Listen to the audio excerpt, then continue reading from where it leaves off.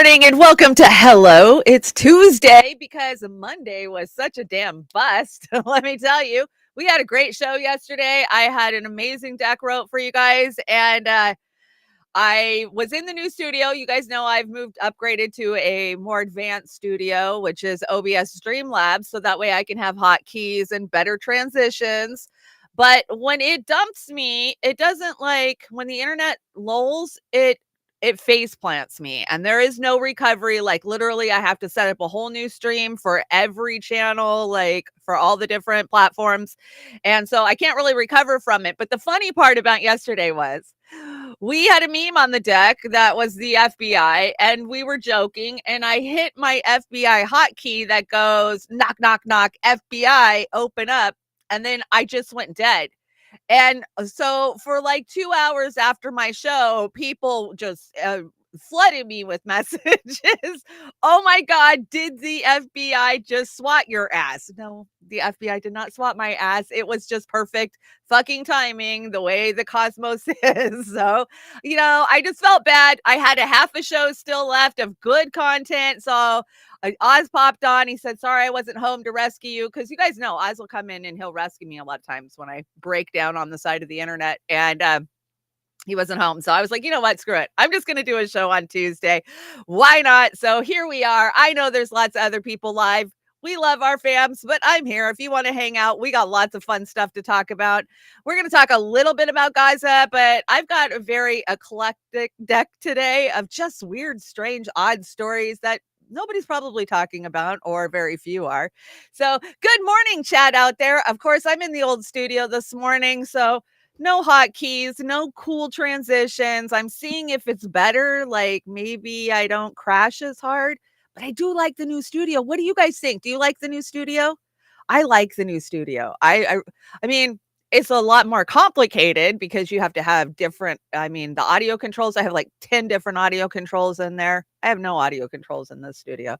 And my camera keeps up with me. In my studio, the camera doesn't keep up with me. So we're here. We're going to do it. Good morning, chat. I'm so glad so many of you came to hang out with me this morning. I know this isn't our normal routine, but hey, who says we have to be normal? Kate's in the chat. Kashami Kate, how you doing? You getting packed? You getting ready? I can't wait to meet up and hang out and have a good time. And oh, I'm sorry you missed your physical therapy this morning. What a bummer. That is such a bummer. Physical therapy is important. I used to not think physical therapy was good till I went through it a couple times, and it really does help the atrophy that you get, when you injure yourself somewhere. So definitely follow through with that, Kate. Popeye's here. Good morning, Popeye. Hi, Sinead. Hey, Shanda. Yeah, I'm doing a surprise show because yesterday's show was a shit show. Cowboy Kitty in the house. One trailer park to another. Much love. Jack's Page coming in from Mexico. Good morning. I hope you're warmer than we are. It is quite cold this morning. Restream's here. Good morning, Restream. I didn't know you guys hung out. Thanks for hanging out. Let's see who's over on the Rokfin. Kate's over on the Rokfin too. So glad to see you. Let me get this mouse up. I almost forgot how to run this studio. Hi, Nautilus. What's up? Do we got anybody on the Rumbles? Kate's on the Rumble. Kate, you're everywhere. I love that. I love that about you. Okay, let's see. If I remember how to do this, we are on YouTube this morning. So, fair fucking use, whatever it means. Like, I give you guys the same speech every time. This is my opinion. This is not fact. This is what I think. And if you're interested in anything that I talk about, you can go out there, do your own independent research, and don't base everything you believe on one source, one YouTube source, one Rumble source, one mainstream legacy source. No, multiple sources. Verify the information. That's what you got to do to know what's truly going on in this world. And like the legacy media, they all back each other up. So that doesn't work that in legacy media. But yeah, fair use. We get so many copyright strikes for the amount of content that we bring that we couldn't monetize our shows if we wanted to. Like there's some shows where they just come in all night long, copyright. And it'll just say, your video is blocked in certain countries, or you cannot monetize this video. Like, yeah, no shit, Sherlock. We don't try to monetize shit on YouTube because that's how we've managed to avoid being demonetized all these years. We rely on your guys' super chats over at Beauty of the Boomer. Of course, I haven't reached that status on my own channel, and you guys supporting us on other ways. Today is Giving Tuesday. You know what that is? That's where you go out and you give to charities. Don't give to any of these big charities, guys. Don't give to the Red Cross. Don't give to Goodwill. Don't give to any of these charities that have some big fat cat CEO who's taking home $1 million+ a fucking year when they're supposed to be a goddamn nonprofit. We all know that's bullshit and we ain't standing for it. But you could support independent media. Today is a great day to support independent media. You know, I was just listening to Jason Burmis, Jason B over there at Red Voice Media. Sadly, Red Voice Media is having to let him go. They can't afford to pay so many, independent journalists to be on their staff. So it's just sad. Get out there, support independent media because, hey, it's been really rough the last 6 months for everybody. I'm in the back channels talking to everybody. Everybody is struggling independent media wise. So if you feel like giving this Giving Tuesday, give to independent media. If you want to help me out, I'm headed to the National Convention of the Center for Political Innovation. Boy, that's a mouthful. Who knows what it means? I guess I'll find out, won't I? There's going to be some great people there. I can't wait to hear from Scott Ritter and, of course, Garland Nixon. You guys know how much I love them. Super sad we're going to miss Pasta, but I just want him to be healthy and happy. So get well soon. I think Pasta's live right now. Did I see Convo was live this morning? I think they were going live. But if you want to help me out, here's the way to help me out. You can hit my Cash App at Trailer Park Pundit. PayPal is always a great method because there's no jerking around there. They just give you the money. They don't hold on to it. They don't take their percentage. Or I have a spot fund me up. So there is your plea for money on this Giving Tuesday. Give well, give lots. We're going to talk about Black Friday, but I don't want to bury the lead. So let's start off with Elon. We talked a little yesterday about Elon, and there's just so much to cover that is broke since then. But let's see. Did I get the chats? Yeah, I got the chats. Okay, we're good this morning. We're good. And do me a favor, hit the like and share this out. A lot of people don't expect me to be live on a Tuesday morning, so they don't know. Let's tell them that I'm live. So, of course, Elon, some say Elon got picked up and taken to Israel like he had no choice of the matter. They pretty much told him, because who's they? The Zionists. They told him, if you don't start backing us and doing what we say and what we like, then we're going to pull all your advertising and we're going to tank X and all of your other companies too. So he got on a plane and he went to Israel and took the tour, right? And the pictures coming out are just gross. Here we have him looking at a staged baby crib that is full of gun shells. Yeah, we've seen this one a couple of times, right? I love his flak jacket though. Look at the little tiny flak jacket. There is it's not a flak jacket, it's a bulletproof vest. It's tiny. It's tiny. They could come up with a bigger Kevlar for him. Yeah, poor baby DARPA boy. A lot of people on Twitter and X, whatever we're calling it today, like, he didn't want to go. They forced him to go. Like, you delusional dumbasses. Like, we've always told you that DARPA boy is owned by these guys. Who do you think runs the world? Not him, but free speech on X. So I brought you just a little reminder of him walking from yesterday. We saw this, but it's only like 20 seconds. So in case you haven't seen it, here he is hanging out with Benji. And freedom of speech right there. Is when the terrorists infiltrated into the kibbutz itself. This is the house of Bin. There were dozens of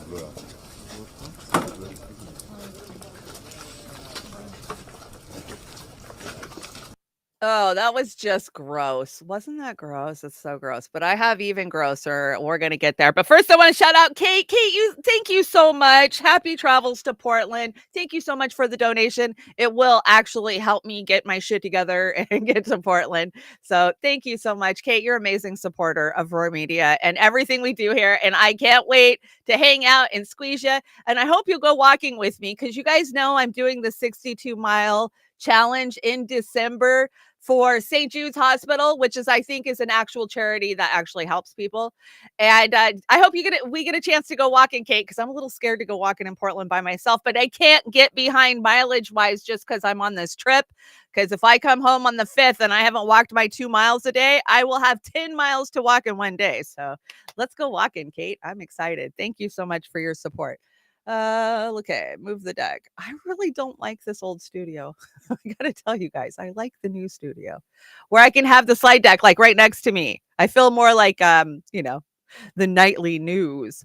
Elon Musk conversation. Okay, so I have a couple of different conversations. I got I think both of these from Fee. Fee has been burning DARPA Boy to the ground. Go check her X feed out if you want to check it out. But let's hear the conversation on the space conversation. It was jarring to see the scene of the massacre, or one of the scenes of the massacres, as well as to see the short film afterwards that showed more of innocent people getting killed. It was troubling in that movie, especially to see the joy experienced by the people that were killing innocent civilians. How did you including see that kids joy? and how did he see that joy? babies and defenseless or people. was he just told that they were joyful? It's one thing if obviously if civilians die accidentally, but if it's another thing to revel in the joy of killing civilians. That's not like Israel does on a daily goddamn basis. I mean, the rebuttal is often made that but Israel has killed civilians, also in Gaza. But there's an important difference here, which is that Israel tries to avoid killing civilians. No, they don't. Doing everything it can to avoid killing civilians. Don't, you little weasel. There's not sort of joy expressed. I mean, it was troubling to see massive protests in almost every major city in favor of Hamas, they'll generally characterize it as sort of a Free Palestine movement. This is just free speech. And I think one can generally agree that we want a good future for Palestinians.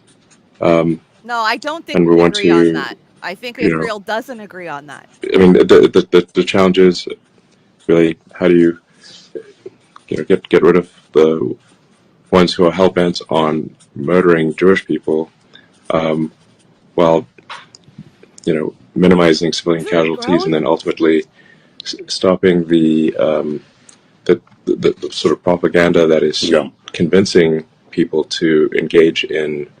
Okay, I can't do it anymore. There's still another 2 minutes left of that crap. Can you guys handle that crap? I can't handle that crap.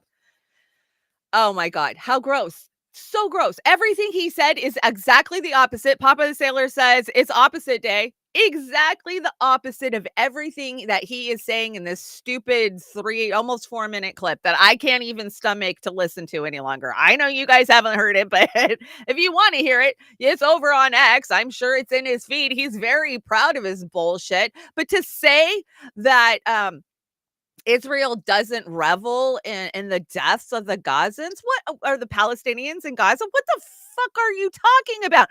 Obviously, you're not even looking at your own goddamn platform, because for the last 6 weeks, that's all we have seen on your stupid free speech platform. This guy is the biggest freaking controlled op on the goddamn planet, next to Mark Zuckerberg. Mark my words on that one, because they own Zuck just as much as they own Musk. We've been saying this for a long damn time. That's why I put this little money meme here, because that's all it is for him, right? And the guy is not that fucking smart. He's a dumb motherfucker.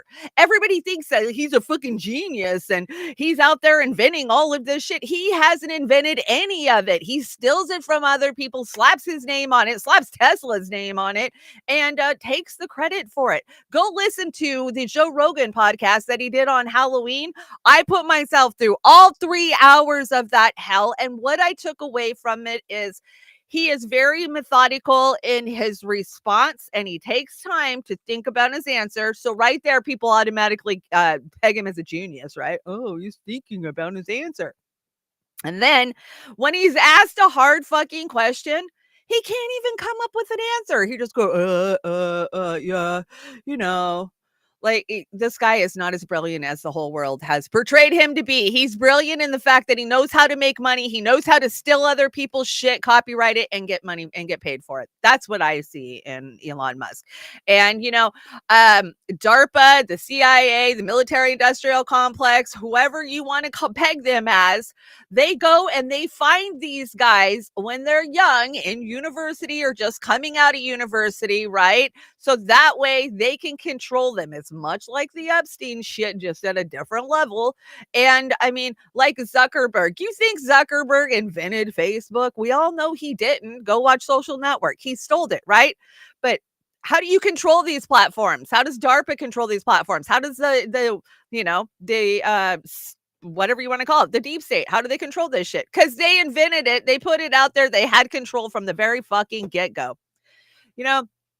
Two of my uncles who were in Vietnam, all my uncles were in Vietnam, but they were communication specialists. So when they got out of the war, I want to say in 68 and 69, they went into the private sector, and that meant working for the likes of Ma Bell and whatever the hell they've all, they changed names, but they're all the same for years and years and years.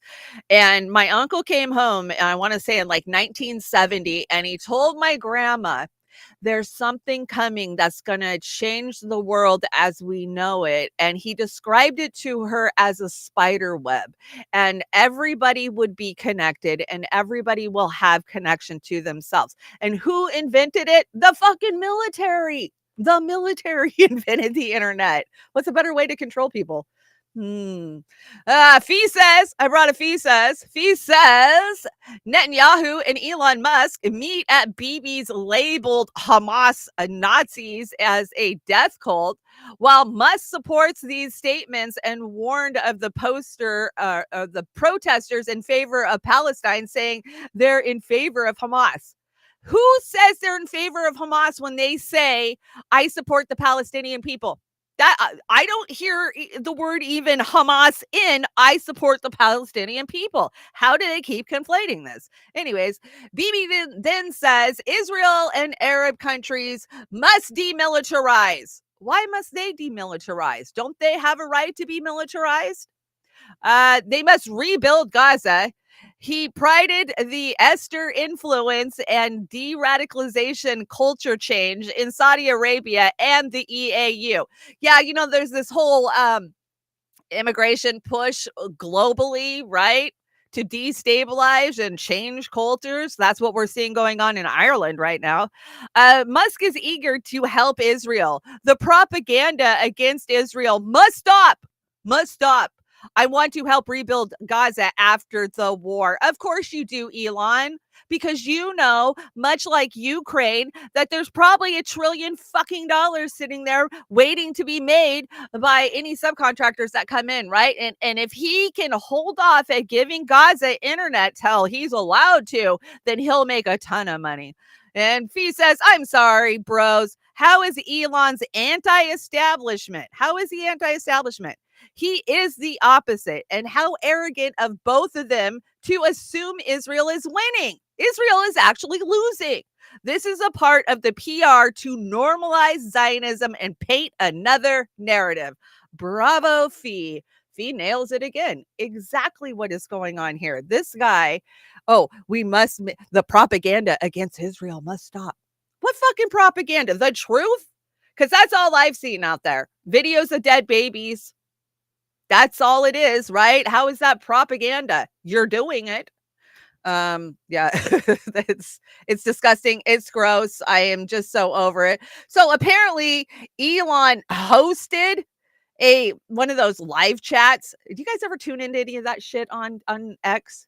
I mean, I try if I see like pastas in one, or people I know, I'll pop in.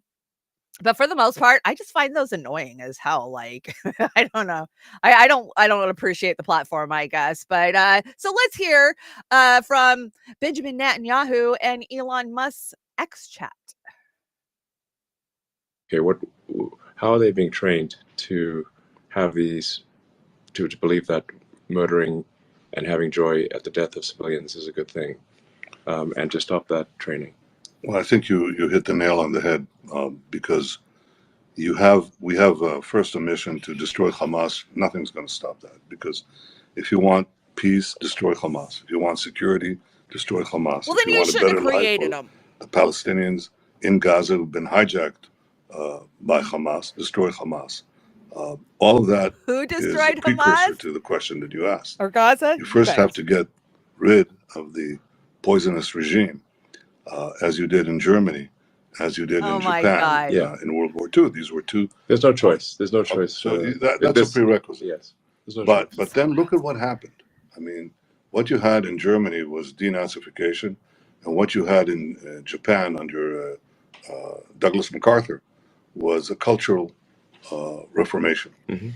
And It was Japan not. that you visit today is so different from Japan of the 1930s. Yeah. Germany that you visit today is so different from Germany of the 1930s. So what do you Well, propose? We drop a is that nuke on them? possible in the Oh, Arab that's right. You world? already And I did. categorically say, of course it is, because we've seen it already in two places. We've seen it in the Gulf states, and we see that when you visit Dubai or when you visit Abu Dhabi, or when you visit Bahrain, you see something entirely different. Sure. Yeah, it's There called was, money. in fact, a cultural change there. Oh my God. And let me say that same thing is, in my opinion, happening to a considerable extent in Saudi Arabia.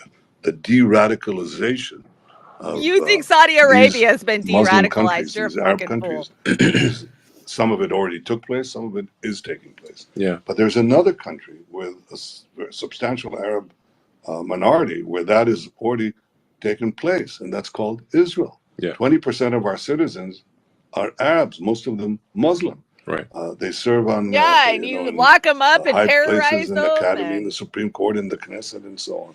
And I'm not saying that there isn't some radicalism there, but mostly there isn't. Right. And in fact, they're God, integrated make into it the stop, society. please. So we have to do the same thing. We have to demilitarize Gaza after the destruction of Okay. Hamas, and we have to de-radicalize Gaza, and that will Okay. take some time. Especially You work think on the after you mosques killed and on the half their schools. babies, you're going That's to where children are, de-radicalize them? imbibe their values. Yeah. And then we have to also rebuild Gaza, and I hope to have our Arab This friends is fucking delusional. help in that context. This was the most delusional shit. Fee shared that out yesterday. Isn't that goddamn delusional? We have to demilitarize and de-radicalize Gaza once we take it over. You killed their fucking children and you think you're going to de-radicalize them? And to say Saudi Arabia has been de-radicalized and, hey, dropping a bomb on Hiroshima, fucking in Nagasaki, changed who they were, right? Oh my God. It's so gross. It is so gross. I can't even handle it this morning. It makes me so mad. Okay, this is long, but I love it. It was a great tweet. Somebody responded to one of Fee's threads. I had to grab it. Okay, let me grab my glasses so we can read this because it is on freaking point. So Trip says, as Elon Musk has been more and more converged to the conservative aisle of the political spectrum, his impressions following his visit to Israel of the state of war has proven how he has chosen to advance the propaganda narrative that targets the Republican base.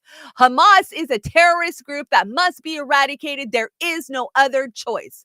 The manner in which Musk and Netanyahu have spoken about Hamas is strategically trying to manufacture the consent within the Western, dominantly conservative, pro-Israel bloc and reinforce the narrative, mainly because Musk has fostered a close credibility relation of confidence with that base. Both Musk and Netanyahu understands this, hence the fabricated visit to Israel.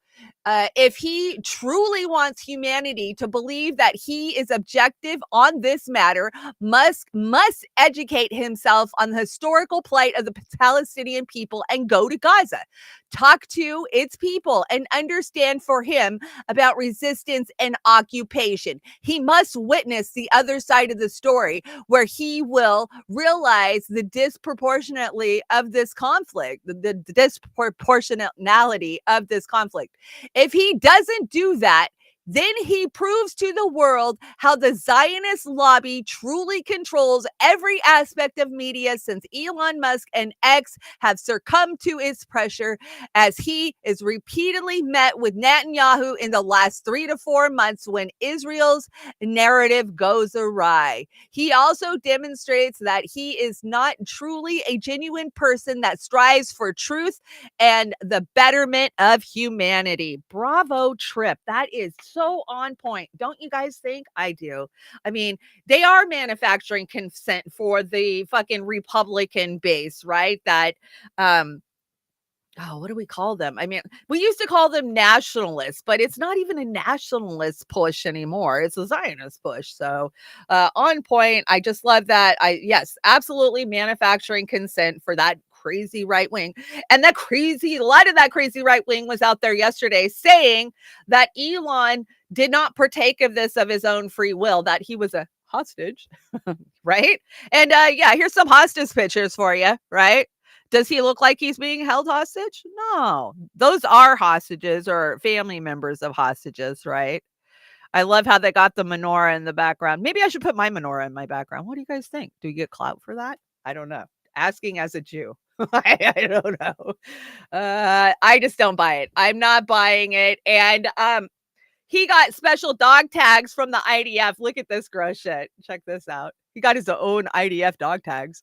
Part is with our hostages in Gaza. Sure. So if you put it, it will be here. Thank you very much. Hey, wait, isn't that the guy that wanted to bomb Gaza, nuke Gaza? I saw him hanging out with the guy that wanted to nuke Gaza. So is to try to build prosperity. You're not building prosperity, and you're sure in the fuck not getting to Mars. What's gone up with that? Your rockets keep blowing up, but hey, it's progress. Okay, I think we got one more on the Elon. Elon and Israel's Minister of Communications made a parliamentary agreement to keep Gaza's broadband internet turned off until Israel gives its approval. So again, who is really in charge? Hint, it is not Elon. Fee slaying it again. Fee's just burning him to the ground. And baby Elon, he's not in control of anything, and we know that. We absolutely know that. They don't want internet in Gaza on, because then even more video and footage will get out of the carnage and the hate, the plain ass hate that's coming out of Israel. It's not a gangbang dildo like we're doing. Wait, what? Okay, I get what you're saying. Funny. Oh, no, we got one more. So did you know that ex-Blue users will need to send a selfie and data to an Israel software company if you want to keep your little blue check? So subscribers who use X, formerly Twitter, will need to send off your selfie and a copy of your ID to an Israel verification company. So that is Al Jazeera staff that was reporting that. Are you shocked? No, a lot of these think tanks and a lot of these security sites are in Israel. They're Israel ran freaking businesses. So I will not be, I have a blue check right now because you needed it to upload to stream, but I heard that Elon took that away. You don't have to have a blue check anymore to stream for however long that lasts. So my $8.99, I think I get charged the beginning of the month. So sometime in the beginning of December, I will be pulling that back. I'm not going to give you $9 to send my fucking info to Israel any longer. I mean, I did what I had to do so I could stream and reach people, but I'm just not going to continue to play the game anymore. It was never about getting that stupid blue check for me, because we all know those blue checks are a fucking joke. They always have been a joke. Even from the beginning, when only the stars had them, they were a fucking joke, right? So yeah, not doing the blue check much longer. I want to thank Popeye. Thank you so much. Much love back to you, Popeye. Thank you for being so supportive of Roar Media. Thank you for the Super Ray over on the Rokfin. We appreciate Rokfin so much.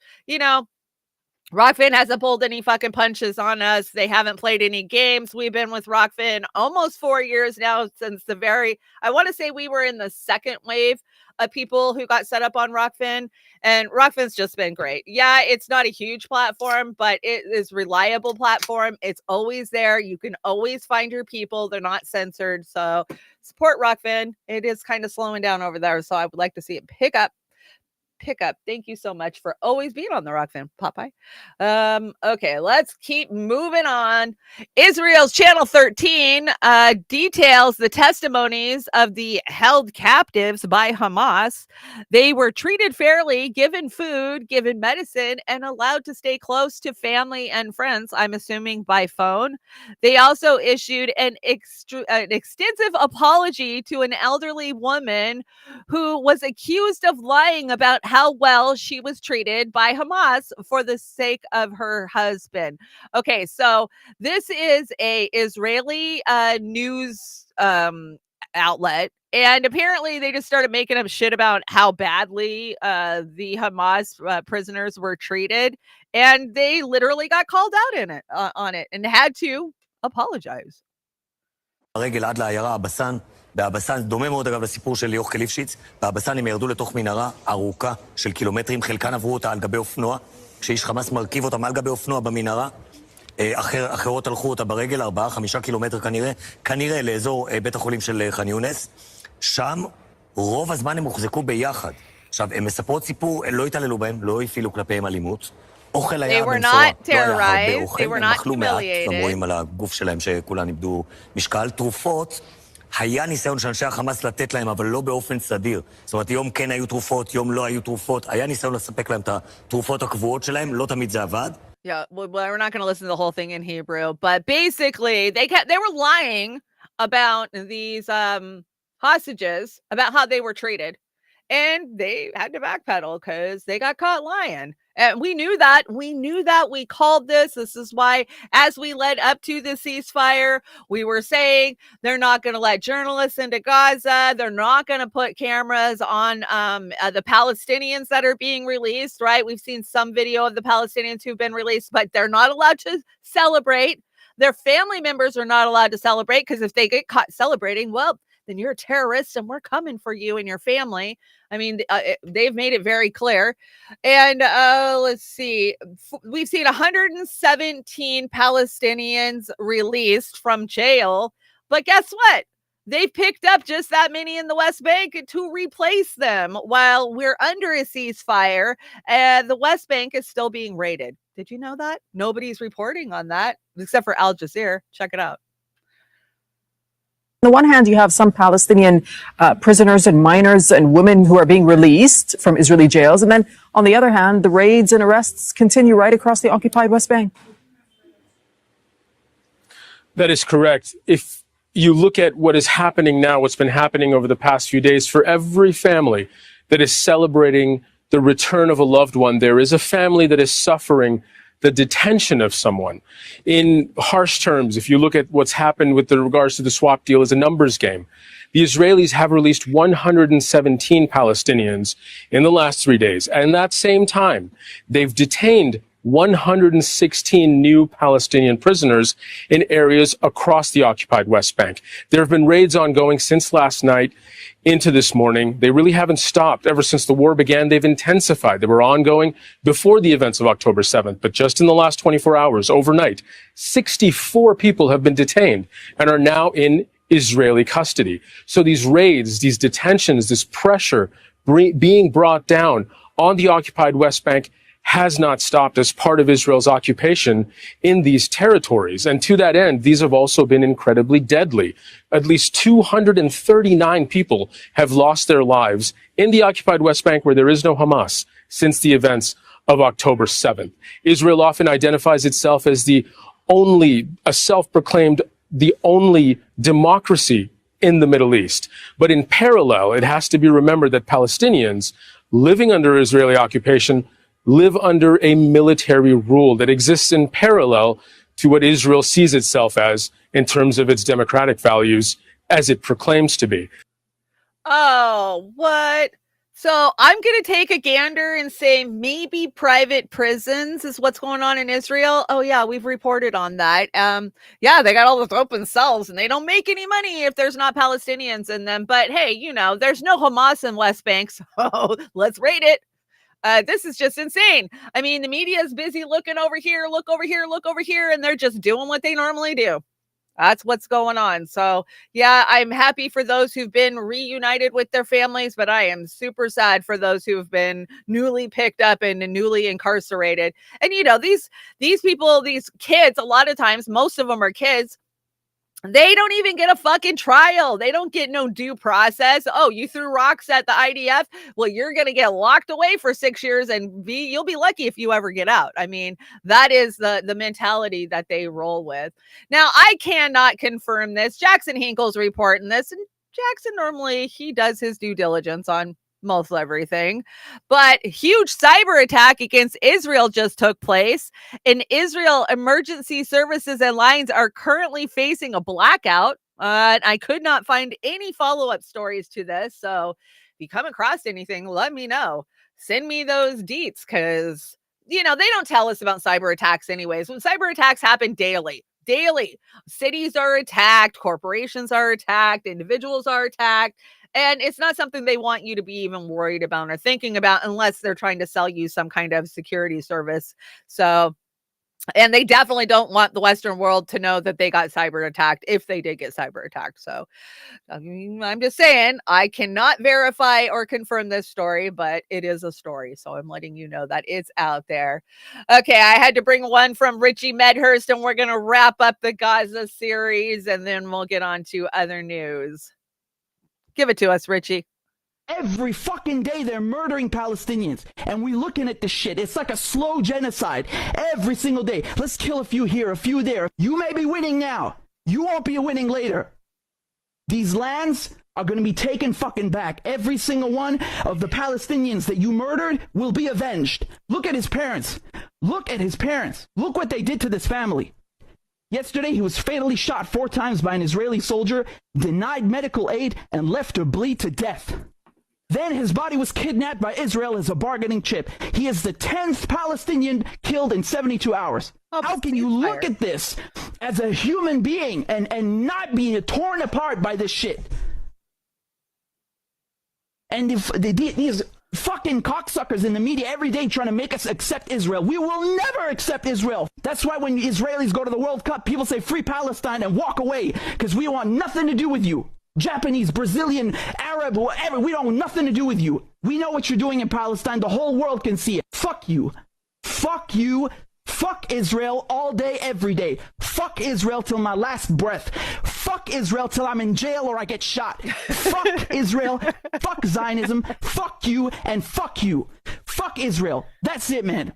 Fuck Israel. Fuck you. Fuck you. Fuck you. You colonial fucking settlers. Go fuck off back wherever you came from. You murdering psychopath colonizer motherfuckers. Fuck you. Fuck Israel. You will never accept Israel. Fuck you till the end of days. Fuck you. I have a platform and I'm going to yell it as loud as possible. Fuck Israel. Fuck you. Well, tell us how you really feel. You got one more in there? Come on, Richie. Thanks for tuning in, everybody. Good night. Oh, I love when Richie gets fired up like that. And yeah, I share his sentiment. We definitely do. He's sending mixed messages. I think he's sending mixed messages, don't you? Yeah, I love when Richie goes off on a good F-bomb rant. It's always fun to watch. And he's right. While I have a platform, I'm going to say it till you put a gun to my head and kill me. And I agree. I 100% agree with Richie. That's what independent media platforms are for. So use it or lose it, right? And I brought us an update on numbers. These are hard to come by nowadays. I kind of keep them under wraps. We were talking about this last week, I want to say, over on Beauty and the Boomer. Empty seats and no Hollywood stars at Gal Gadot's IDF propaganda film screening. I wonder why. I'll bet you that was the same fucking movie they showed Elon.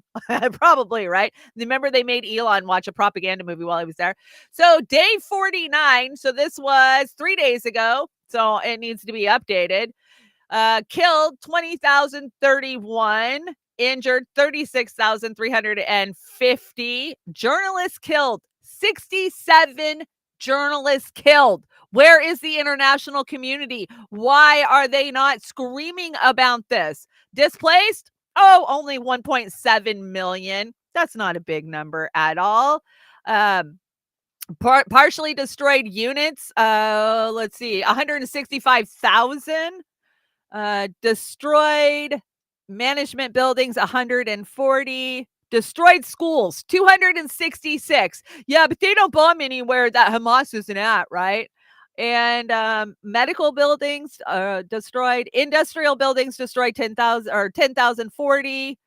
And mosque 91, churches 3, because yeah, they don't care about the Christians there either.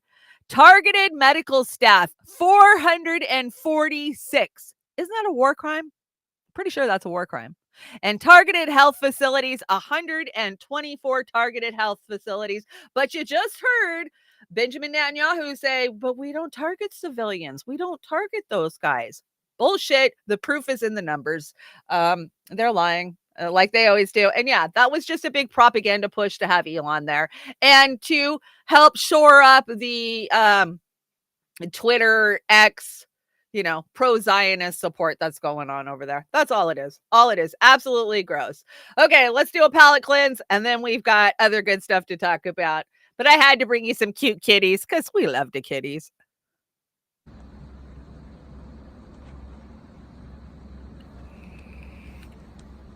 Wait for it. What are you doing? Back off my man. Too cute. And the next one is a kitty and an owl. I don't think this kitty likes the owl very much. I don't know. What do you think? It's like, hey, let me in. Let me in. Is he staring at me still? He's looking at me, isn't he? Will you open the window, please? Karen, put down the phone and let me in. There's something staring at me. Is he looking? He's looking, isn't he? I think he's looking. That is too cute. Those cat's eyes were bigger than the owl's eyes, I swear. Too cute. Okay, I have to bring you guys cute ones every now and then, right? Okay, let's talk about Oz told me this is the lead and the best slide on my deck today. So I don't know. You guys tell me, is it? So Biden proposes $1 trillion in social spending cuts after announcing a 375 million more for war in Ukraine. What? I thought the war in Ukraine was over. I'm pretty sure I heard that. Like, why do they need more money? I reported the other day that BlackRock's going to go in there and rebuild Ukraine for $1 trillion, right? Well, here is a history of Biden coming after your social spending, your social nets. Since 1983, he's been trying to gut Social Security. You know it. I know it. He says, I'm coming. Oh, God, that's gross. He's coming for your Social Security. He said it many times. And, they're going to up that retirement age. Shit, Social Security is not even going to be a thing by the time us Gen Xers get up there. Not even going to be a thing.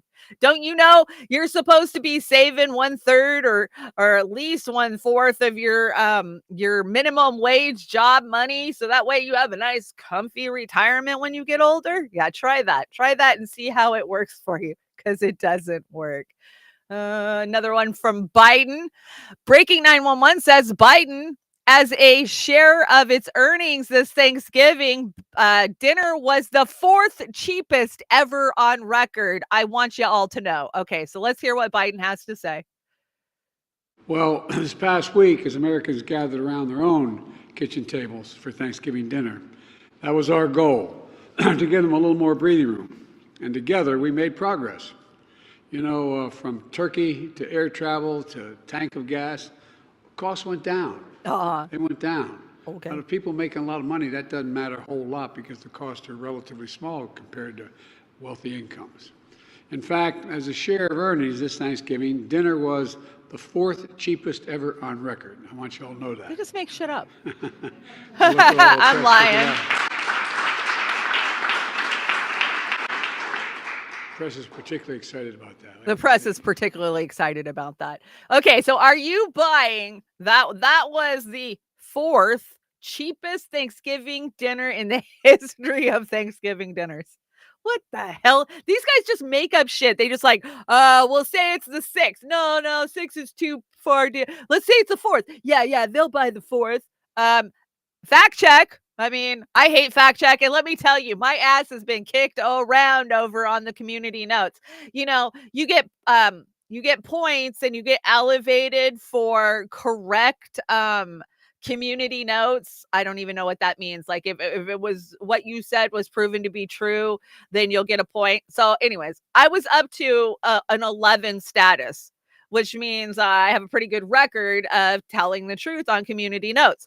But since the whole Israel thing, I've been knocked down to a 9 because you know what? They don't like to hear the truth at community notes. But anyways, community notes says 2023 was the 2nd most expensive Thanksgiving holiday in the history of this country. It was an average $3 cheaper than the record-breaking 2022.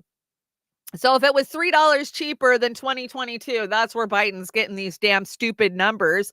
And both under Bidenomics politics, per multiple sources, including the American Farm Bureau, who keeps track of these records. So the American Farm Bureau is saying, you're lying. That was the 2nd most expensive Thanksgiving we've ever had.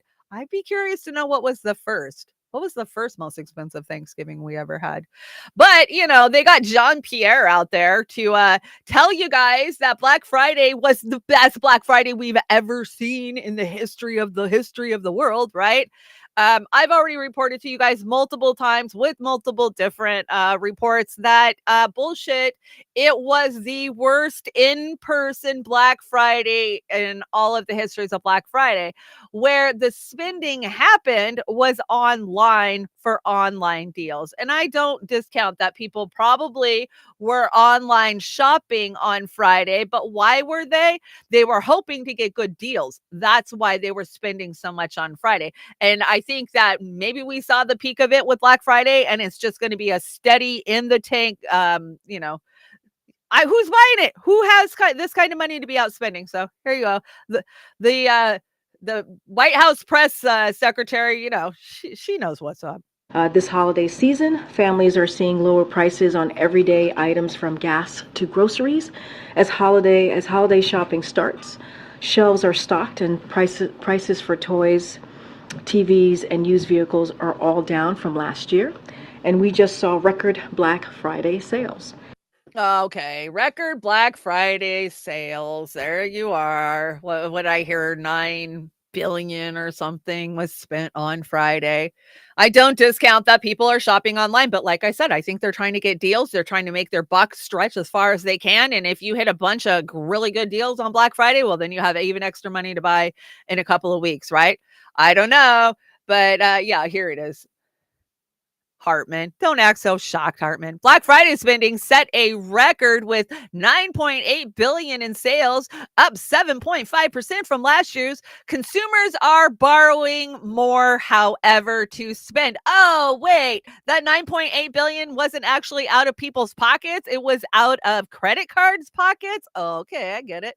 Let's hear this disgusting. I think this is MSNBC. Oh, no, this is TRT World. They suck too. Black Friday sales have hit a record high in the US, with e-commerce spending reaching $9.8 billion. That's up 7.5% from a year earlier. Analysts say that impulse purchases may have played a role in the sales growth, with $5.3 billion of the online sales coming from mobile shopping. The best-selling categories were electronics, like smart watches and televisions. Okay. I'm not buying it. I'm not buying it. And honestly, the way the world is and the way propaganda is, this could be 100% a fucking farce, right? I'm going to stick with the Tom. The Tom's going to stay on the deck, Kate. That Tom's there because Tom needs to learn a few things. So we're just going to keep him there until he can learn shit. But I think that probably this is just a big farce. I think they're just making this shit up. I mean, if you this morning when I got up, the S&P was down. Like, come on. I mean, you can say one thing, it doesn't mean that that's what's actually happening.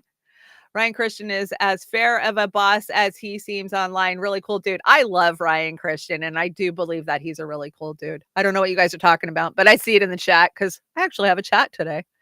Great, great. Oh, so I came across this clip, and it made me think. So I'm going to make you guys think too. Do you remember the first time that you what is your first money memory as a child? Like the first time that you went to the store and you bought something, or you saved up and you bought something, right? Even as a small kid. So let's watch the clip and then we'll talk about it. What was your first money memory? We've had those conversations elementary school, middle school, and usually the first money memory is around either the tooth fairy or stealing some candy or I've heard a series of stories. And so then it's, well, how does that make you feel? What do you think about money? Why do you feel that you need to hoard things or you don't feel as generous? And it's so revealing that even at a young age, children can articulate, well, my parents didn't have money, or the number one cause for divorce is money. So my parents were arguing about money. Okay, so do you remember yours? As soon as I saw this clip, it gave me a flashback to something I haven't thought about in probably 40 fucking years or 45 years. So when I was probably 5 years old, I remember my mom giving me $1. And we had one store in town. It was an old Thriftway. You know, it had that step on the mat. The door swings open. It was all rickety and slow, right? And then they'd funnel you through the store. They even had like a diner counter that was connected to the grocery store. You had a real butcher. You had all that, you know, the good old days, right? So she gave me $1. And back then you could buy a pack of Hubba Bubba gum, you know, the big chunky, like watermelon flavored, whatever. As a kid, you're like trying to chew that stuff. So I was going to get 4 packs of Hubba Bubba gum for $1. I mean, I'm a kid. I'm doing the math. 25, 25, 25, 20, 2 bits, 4 bits, right? So I know in my head, I've got it right. I can get 4 packs for this $1. So I go up to the checkout line, and I remember I got in, even back then, they had the 10 items or less line, right? It was the very far counter all the way over, and next to the records and tapes, because they had this stupid little, little bin that had records and tapes locked in it for when you live rule. Anyway, so I get in line, I go up, I put my Hubba Bubba down on the belt, and the lady rings it up and she looks at me and she goes, "Okay, honey, that'll be $1.07." And I just remember being like, I've been punched in the gut, like, and I was mortified and I was embarrassed because I didn't have enough money. I didn't know what do you mean it's 7 cents more? I have $1. And she explains taxes to me, right? I'm 5 years old. I'm not thinking about fucking taxes. So I don't know where mom was. She was probably out in the car waiting for me to hurry up and get back or whatever. And because, you know, you just let your kid go into a store back in the 70s. And so the lady kindly pulled her pocketbook out from underneath and she scrounged it around and she pulled 7 pennies out and she put them in the till and she said, "Okay, honey, you have a good day. You can take your gum." And what did I learn from that experience? Well, I learned that the state always gets their due, right? I learned about taxes, but I also learned that people are really generous and kind. And I've always carried that with me, you know, to help people out. So if anytime I've been in a grocery line and I see somebody struggling, I think that woman instilled that in me at 5 years old by whipping out her purse and covering my 7 cents of my Hubba Bubbas, right?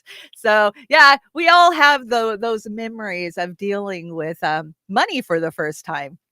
And I started thinking about it. I was like, did I ever steal candy? I didn't steal candy. I bought candy. I saved up my money and I bought candy. I never was one of those kids to steal stuff. I guess it was just instilled in me. Okay. What are your guys' memories of the first time? Did you learn about taxes? Kids don't know taxes. Right. I didn't know taxes. Yeah. All I knew is I wanted gum. I have a first money memory. I was about 6 years old and I sold night crawlers in old soup cans, 25 night crawlers in a can of dirt for 10 cents. Kate, that was a good buy. You know how much night crawlers cost now? You're costing like 10, 15 bucks for a little styrofoam thing of night crawlers. So that was probably a good business you could have ran with, Kate. That's funny. Okay, we talked about this a little bit yesterday, but let's talk more about it because it seems to be really blowing up and it is becoming so much of a bigger issue. And that is Ireland's push for censorship. They have a new anti-hate ordinance that they're trying to push through that will give them Orwellian control over the internet. And this is her name is O'Reilly, I believe. She's also been compared to Hitler, blonde Hitler. And just listen to this shit. When you think about it, all law, all legislation is about the restriction of freedom. That's exactly what we're doing here, is we are restricting freedom, but we're doing it for the common good. You will see throughout our constitution, yes, you have rights, but they are restricted for the common good. Everything needs to be balanced. It's always about the common good. And if your views on other people's identities go to make their lives unsafe, insecure, and cause them such deep discomfort that they cannot live in peace, then I believe that it is our job as legislators to restrict those freedoms for the common good. Oh my gosh. It's always about the common good. Didn't Hitler say that too? It's always about the common good. Common good, common good. So we're really seeing a major rift going on in Ireland. And we know that it is being stoked by false flags and propaganda, right? They absolutely want I wouldn't say a race war, but they definitely want a nationalist type of thing going on there. And Conor McGregor, that you know who he is? He's an MMA like boxer type fighter, right? Well, he's a terrible dude. Terrible. He likes to R-word women and he's got away with it for fucking years. And there is so much proof out there. I'm not just making this up. Go watch Jason Burma's mixed martial arts. He has done a great job of calling McGregor out all of these goddamn years. But because this guy is, a prince of Ireland, he's been protected and he's got away with it. So anyways, he came out with a tweet a couple of days ago calling, I wouldn't say he was calling for violence, but he was calling for a right-wing nationalist rise up against the immigration policies in Ireland. Now, we have talked about this. This is a global problem. It's not just Ireland. The WEF and the UN have decided that, you know what, they're just going to take over everywhere in the world. It's all going to be a mixed culture. They want a multicultural globe is what they want. So it doesn't matter for the Irishmen who have been on that land for 500 fucking years.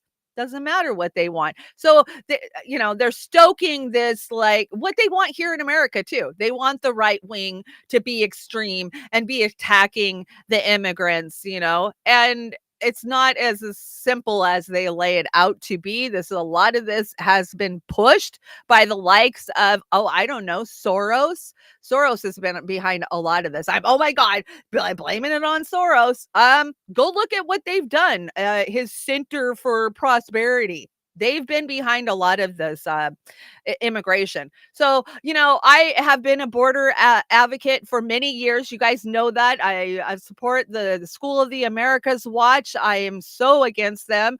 I've been down to the border and, I'm always pro-immigration. I always have been. I think people should have a right to flee where they're being oppressed, and America being founded the way it has been. Of course, we need to let them in the country. But here's the thing that I really learned in the last 5 years since being down at the border and understanding what's going on. We need a border process where people are vetted. That's all we're asking for. Not an open fucking border where everybody just pours across and then we deal with the ramifications of it later. So I've changed my stance on immigration. Not a lot, but a little bit in the last few years to reflect what the Biden administration has done at our southern border. That's all. I'm not being hateful. I'm not saying I don't want immigrants here. Absolutely, I do.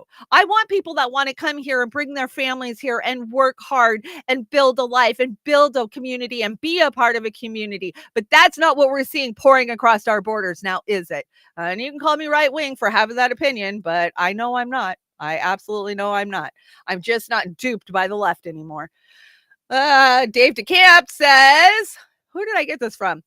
I don't remember. Dave DeCamp says, we now have confirmation that Ukrainian officials who led the peace talks with Russia back in March of 2022, that Russia only wanted Ukraine neutrality to end the war. He also confirms that Boris Johnson went to Kiev to say the West wasn't ready to sign a peace deal. Are we shocked? No, because we said this in real time when it happened, that it was the West that was tanking the official peace deal talks with between Ukraine and Russia, right? The West didn't want them to stop fighting, so they kept fighting. They kept the meat grinder going. That's what we're being told with this tweet. But we knew that, right? We did. And Victoria Newland, tell the last Ukrainian. Yes, we know. We know. Speaking of Giving Tuesday, the ASPCA, you know who that is, right? CEO Matt Berkshire makes over $1 million per year. He's made over $7 million since becoming the CEO. If you want to donate to help shelter pets instead of millionaires, give to your local shelters. Please give to your local shelters.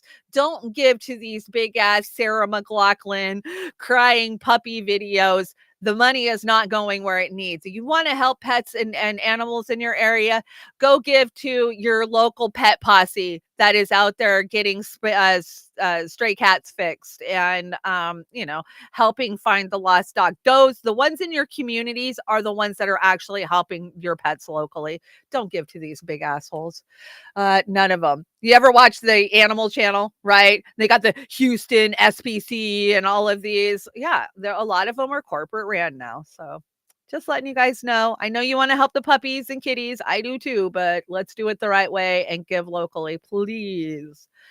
Putin bombs cloning lab in Ukraine. Well, damn.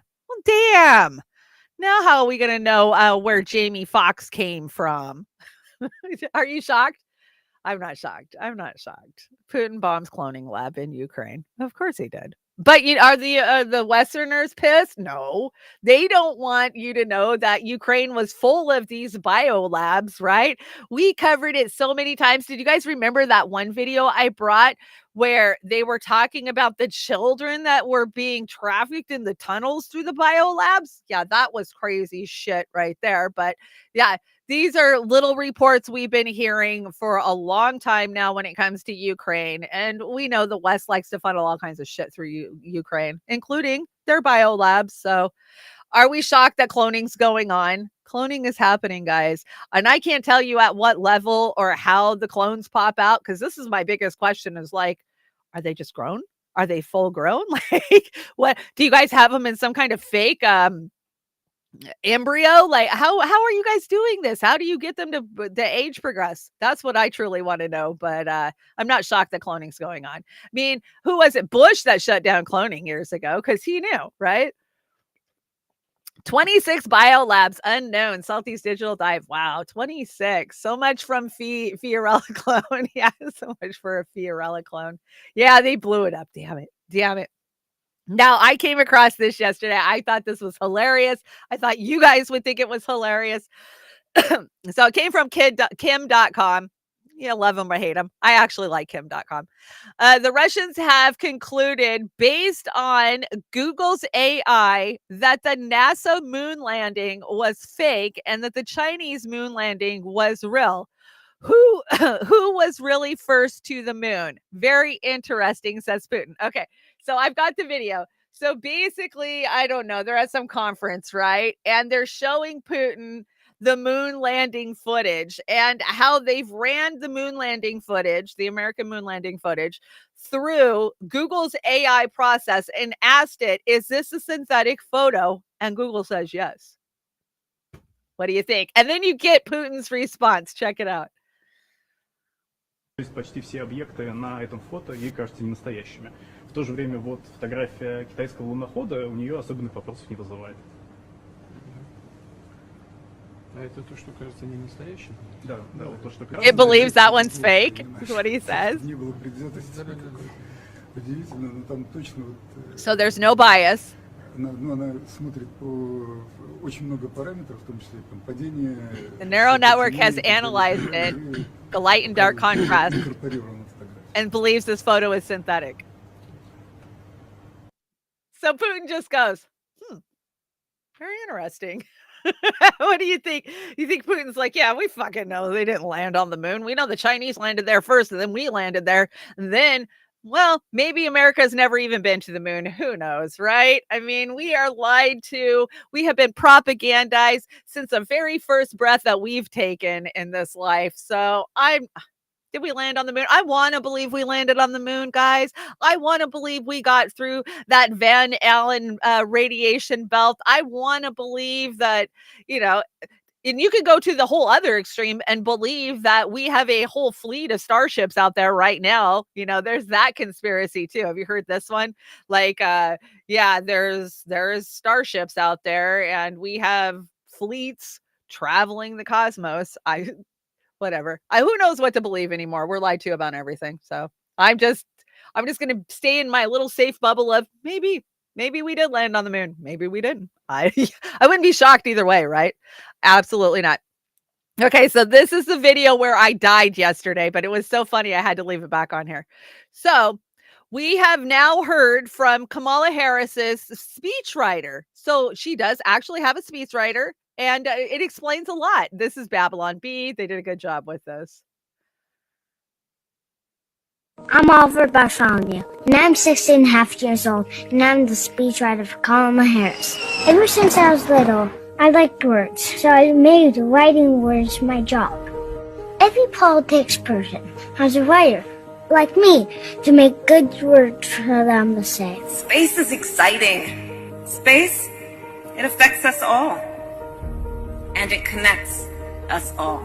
I got that idea when I was thinking about space and how big it is. Man, it's big. Sometimes I have to write about bad stuff, like war. Russia is a bigger country. Russia is a powerful country. Russia decided to invade a smaller country called Ukraine. So basically that's wrong. I thought it would be neat if Kamala wore a blue suit and told people she was wearing it. I'm a woman sitting at the table wearing a blue suit. And who doesn't love a yellow school bus? Who doesn't love a yellow school bus? They did a good job with that. Now that explains a lot, I think. Definitely. And kid, hang in there. You got a bright future of propaganda ahead of you. Oh my God, the level of that was just funny. Do you really think that the wealthiest and most powerful people in the world are meeting in secret to discuss something that would benefit you? Yeah, that's exactly it. Don't worry about it. They got your best interests at heart. Your government loves you. Your government 100% loves you. Oh, so we see a lot of dogging on third-party candidates because now the MSNBC, CNN, bullshit machine is in full gear now because, hey, we better get a straw man or a fall guy for the reason that Biden's going to lose to Trump. Even if we lock Trump up, he's probably still going to lose to Trump. So, hey, we'll blame it on Jill Stein again. Check this shit out. We are 50 days away from the Iowa caucuses and more than 340 days away from the 2024 presidential election. As we get closer to Election Day, there is growing attention on how third-party candidates could impact the race. So let's take a trip down memory lane to 2016. Oh, God. And during that election year, third-party candidates collectively won around 4% of the vote in Pennsylvania and 6% of the vote in Michigan and Wisconsin. Combined, this accounted for more than 100,000 votes, which was enough to sway the presidential race and hand Donald Trump an electoral college victory. Jill Stein, it was your fault. Just imagine the impact that third-party votes could have in next year's race. Simone. Let's face it, folks. There are Americans out there Ralph who Nader. don't want to vote for Republicans and they don't want to vote for Democrats, and it does show in the data. Gallup actually found that 63% of American adults currently agree with the statement that the Republican and Democratic parties do, quote unquote, such a poor job of representing the American people that a third major party is needed. Look, I do not doubt Gallup's data, and I don't doubt the people's preferences. But the chance of a third-party candidate actually winning the presidency in real life, it remains highly unlikely. So is a third-party candidate really a threat to Joe Biden or even the Republican frontrunner Donald Trump? Well, I spoke to the senior communications director of Third Way, Kate DeGruyter, earlier this week. And I just got to play for y'all what she had to say about a strategy that the No Labels movement could use in order for Donald Trump to win in what she calls a chaotic and dangerous way. Take a listen. What we think their new plan is to try and win a handful of states in order to force a contingent election, basically to deny either Biden or Trump a path to 270 votes. If that happens, that is likely to trigger the 12th Amendment that would throw the vote of the 2024 election to the House of Representatives. In that crazy scenario, what would happen is the House would vote by delegation. Right now, Republicans control 26 delegations. So a House vote would mean Donald Trump would win in the most chaotic and dangerous way possible. Let me reiterate for you. If neither Donald Trump, if he's a Republican nominee, nor President Joe Biden get to 270 electoral college votes, then the Republican Congress, under the leadership of Speaker Mike Johnson, a chief cheerleader of what unfolded in the lead up to and on January 6th, they will decide who the next president will be. And if that happens, let's just be very clear. They're going to choose Donald Trump. So please tell me again how your vote doesn't matter. Folks, it does. Your vote is your voice. Oh, shush. Shush now, Two-Face. And you're right. She does look like she has Two-Face's suit on. This is just disgusting. They're already setting up the narrative that it is going to be the third party voters. Always blame the voter. That's where we're always at, right? It's going to be the voters' fault no matter how Trump gets elected. It's never going to be the Democrats for running a shitty, half-dead fucking candidate who's a liar and it's destroyed the economy over the last 4 years. No, that's not going to be the reason. It's going to be you goddamn third-party voters who support Jill Stein. This is just gross, 100% gross. And yeah, I plan on voting third party. I don't know for who yet. I'm looking kind of at Claudia de la Cruz right now. She's saying some pretty good stuff I like. Will it matter at the end of the day? Because a vote for a third party is just a vote for Trump. You might as well vote for Trump. And that's what Simone had to say.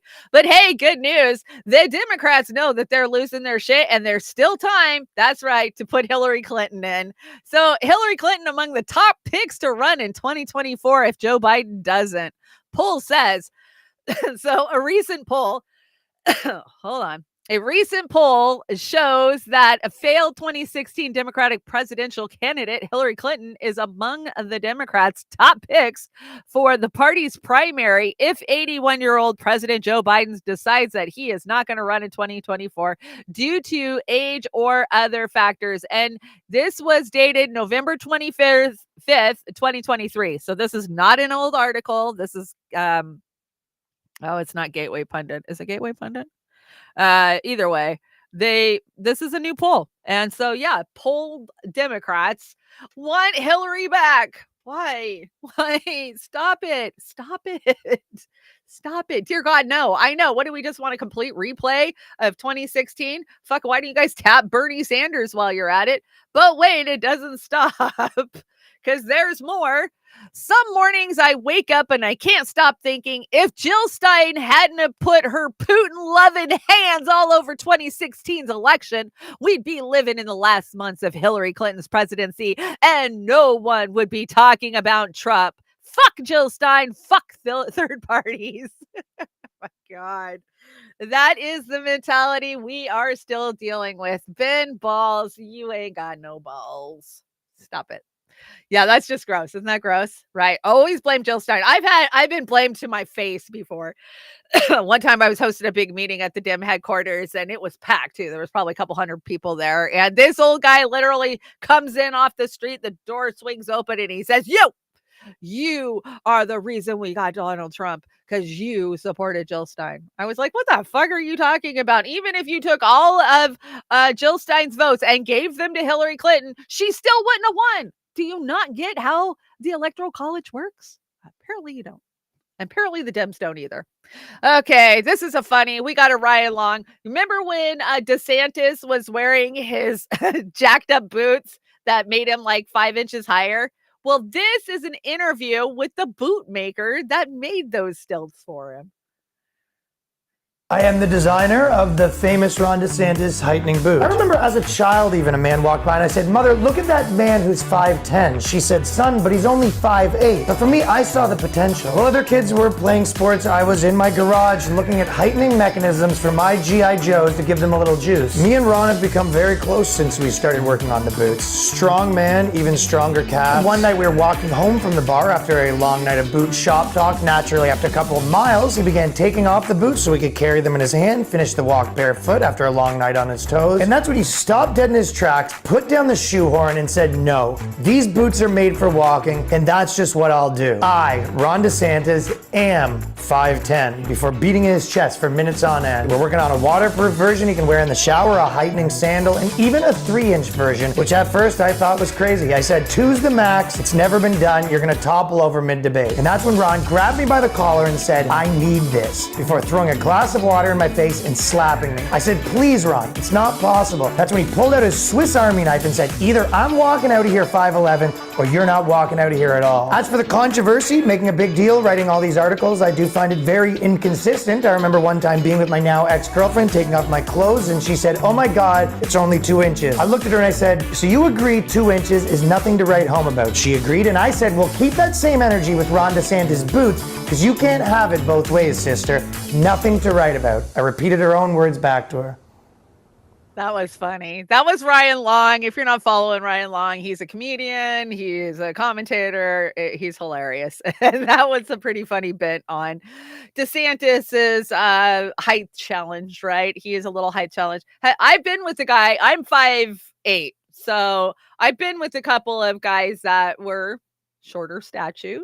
And I gotta say, they have something about that. Like, I'm not even kidding. My second husband, my kid's dad, he was the same height as me. And when he would tell people how tall he was, he made sure to tell everybody he was a half inch taller than me every time. Yeah, it's a thing. I swear to God, it's a thing. Not even. I couldn't leave out Robert F.K. Jr. because we haven't talked about him in a while, but there's nothing really to talk about. He's still shilling for Israel. And yeah, he did a little forum yesterday with Como, Fredo. And RFK Jr. tells young voters it's absurd to call Israel an apartheid state. No, it's not. It's really not. It's not absurd at all. So he's still shilling, still sucking, still not getting my vote. So sad too, because he could have been a good candidate, right? If AIPAC wouldn't have sucked him up in J Street, then maybe we would have had a good candidate, but we don't have a good candidate. He was a plant from day one, though, guys. I've been telling you this. He was a plant from day one. He's there to take votes away from Trump because that's the voters that will vote for RFK Jr. Right? They were the anti-vax voters. So the Dems put him there for a reason. He is a Dem, a lifelong Dem, who's been friends with the machine his whole entire life because he was born into the machine. Of course, he was a plant. Hate to break it to you. Ben Shapiro, still in the news, but this one I thought was funny. Ben Shapiro tossed in landfill after being mistaken for a young Sheldon Funko Pop. Do you know what a Funko Pop is? Cold Fusion collects these Funko Pops, and you can actually have them made to where they look just like you. And yeah, he would look just like the young Shelton one. That was pretty funny, I thought. And this is just a picture, but I have to show it to you because we need to talk about it. Look at this. Okay, so yes, that is Tony Podesta, and what is it? Valerie Jarrett. That's the one that Roseanne Barr made fun of and got fired. She lost her show at the Connors for. And yeah, there they are at a rave thinking they're so cool in body paint, but they don't do any freaky deaky stuff at all. No, not at all. There's a video out there and it's just audio, and people swear to God that it is Podesta torturing a kid. It's pretty goddamn convincing, I gotta tell you. If you haven't heard it, go look around. You'll find it. It's probably over on Reddit somewhere. I'm sure Rumble's coupled it, or I mean, yeah, I'm sure a couple of people have covered it on Rumble. You tell me, it sounds like Tony Podesta's voice, or maybe it's his brother, right? Maybe they say it's Tony Podesta. Maybe it's not John Podesta, but either way, it's just disgusting. Either way, whether it's real or not, who knows? Just like the one with Hillary Clinton and Uma Abedin at Comet Pizza. Have you guys heard that one? Woo! This stuff used to be on YouTube, but YouTube sucks now, so it's not. But if you're interested, go check it out. I just thought I'd show you guys that picture if you've never seen it. It's pretty creepy, isn't it? This story kind of melted my mind a little bit, and I had to deep dive into it to figure out what the hell is truly going on with this story. So, Elf, if you don't know what Elf is one of the cheapest makeup dupes out there on the market. We love it here at the trailer park. I am a big Elf girl. Elf stocks fall after a short seller, Spruce Point, alleges ties to dysfunctional Nexium sex cult. What? So this has been a breaking story that even Rolling Stone had to go cover, how this virtual TikTok trend became linked to a sex cult. Marketing firm Movers and Shakers helped Elf Cosmetics take off, but is now questioned about their founder's alleged past in Nexium as making investors nervous, even though they deny any connection to the group. So what the hell was this all about? Now I had to go in and listen to a couple of beauty influencers and go read all these damn articles to figure out what the true story was on this. Okay.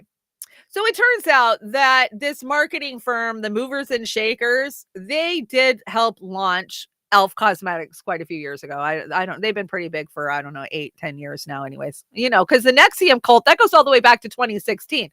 That was Kenneth Rainier. If you guys hadn't heard, they were branding people, remember? And then the girl from Smallville, she got convicted, Allison Mackey, and she went to prison. I mean, I've kind of covered this on and off. Jason Burmis has done a great job with the Nexium cult over the years. If you want some in-depth breakdown, go over on his channel, look at his old work.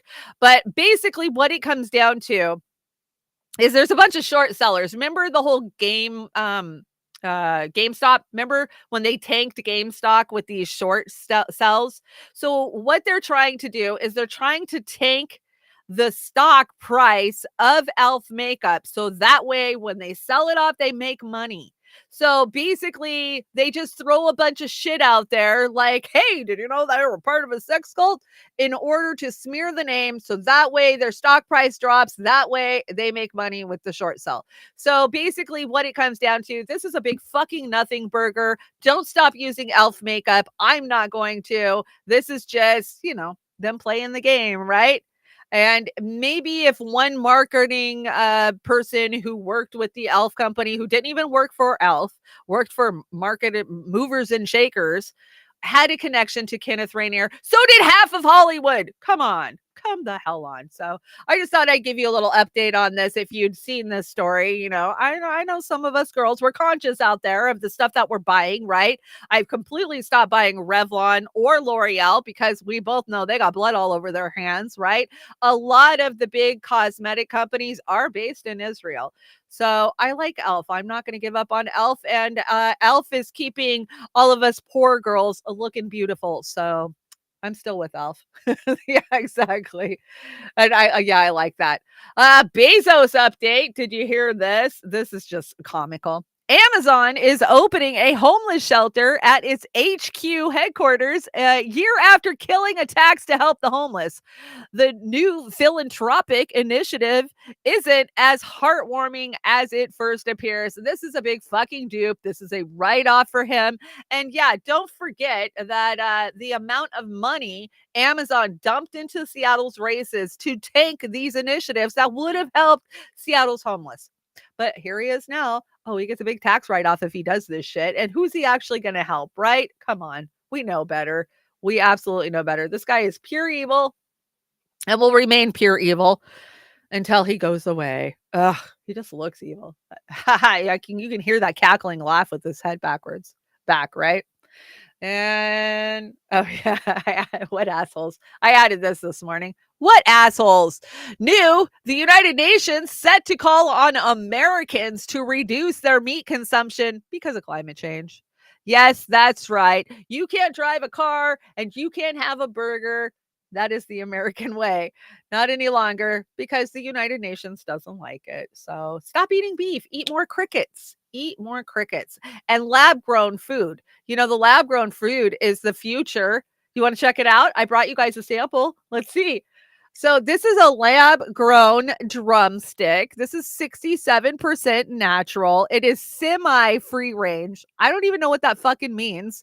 How could it be semi free ranged if it was grown in a lab? I guess they got it locked in a cage. It's always fresh and it's lab raised. Let's check it out. This looks just incredible.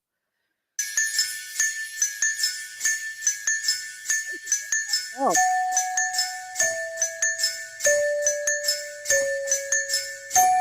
I guess it'll tickle when it goes down, right? What the fuck?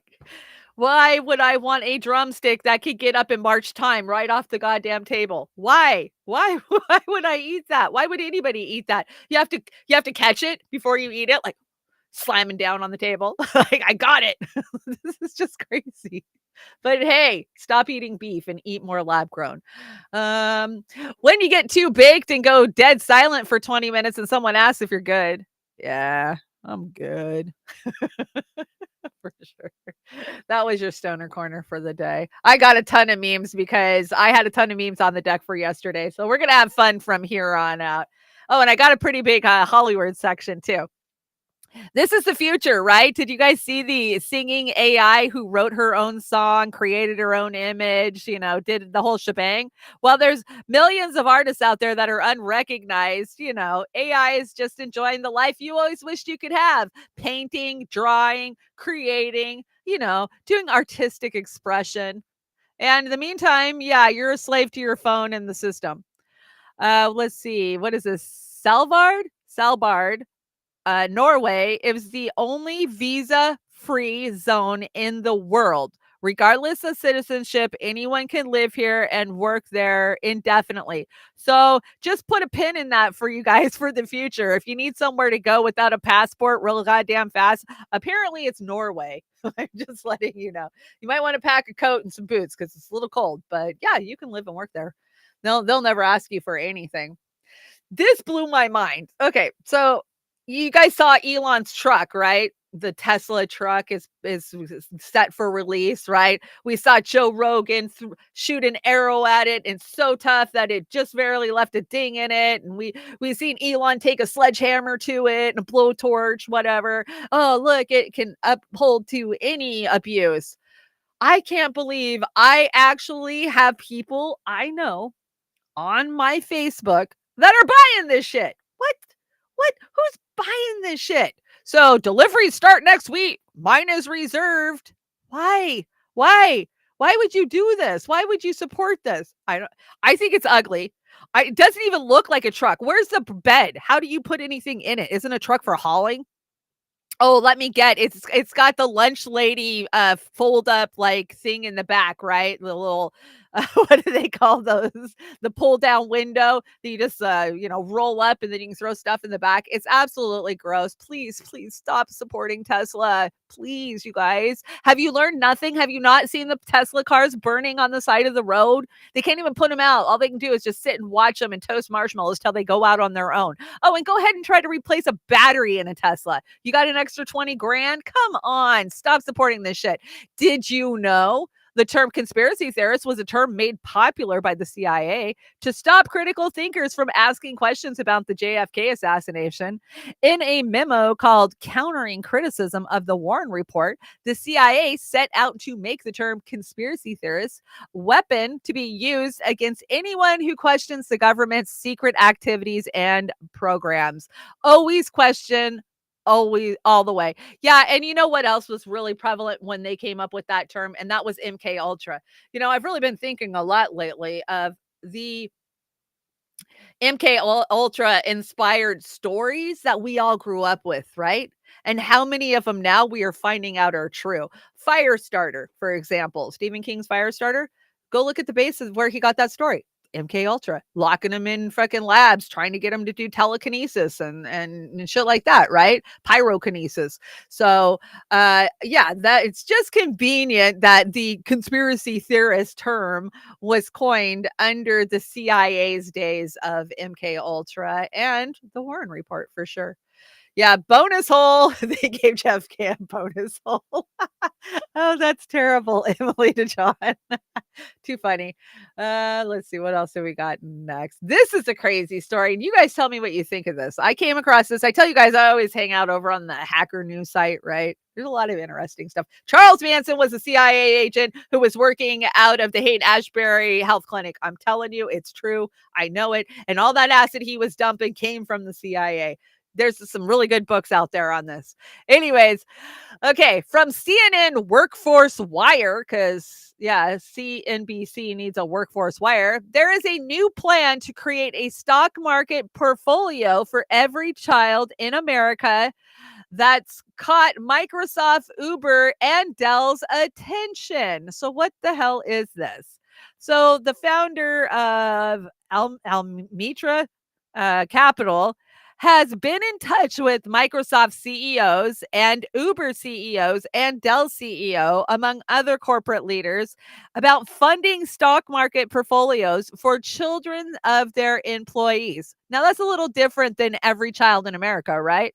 So the article, I read the whole article, and basically what it is the corporate outreach is tied to a plan that tech investors support to create government-funded $1,000 investment account for children and have corporate America provide matching funds.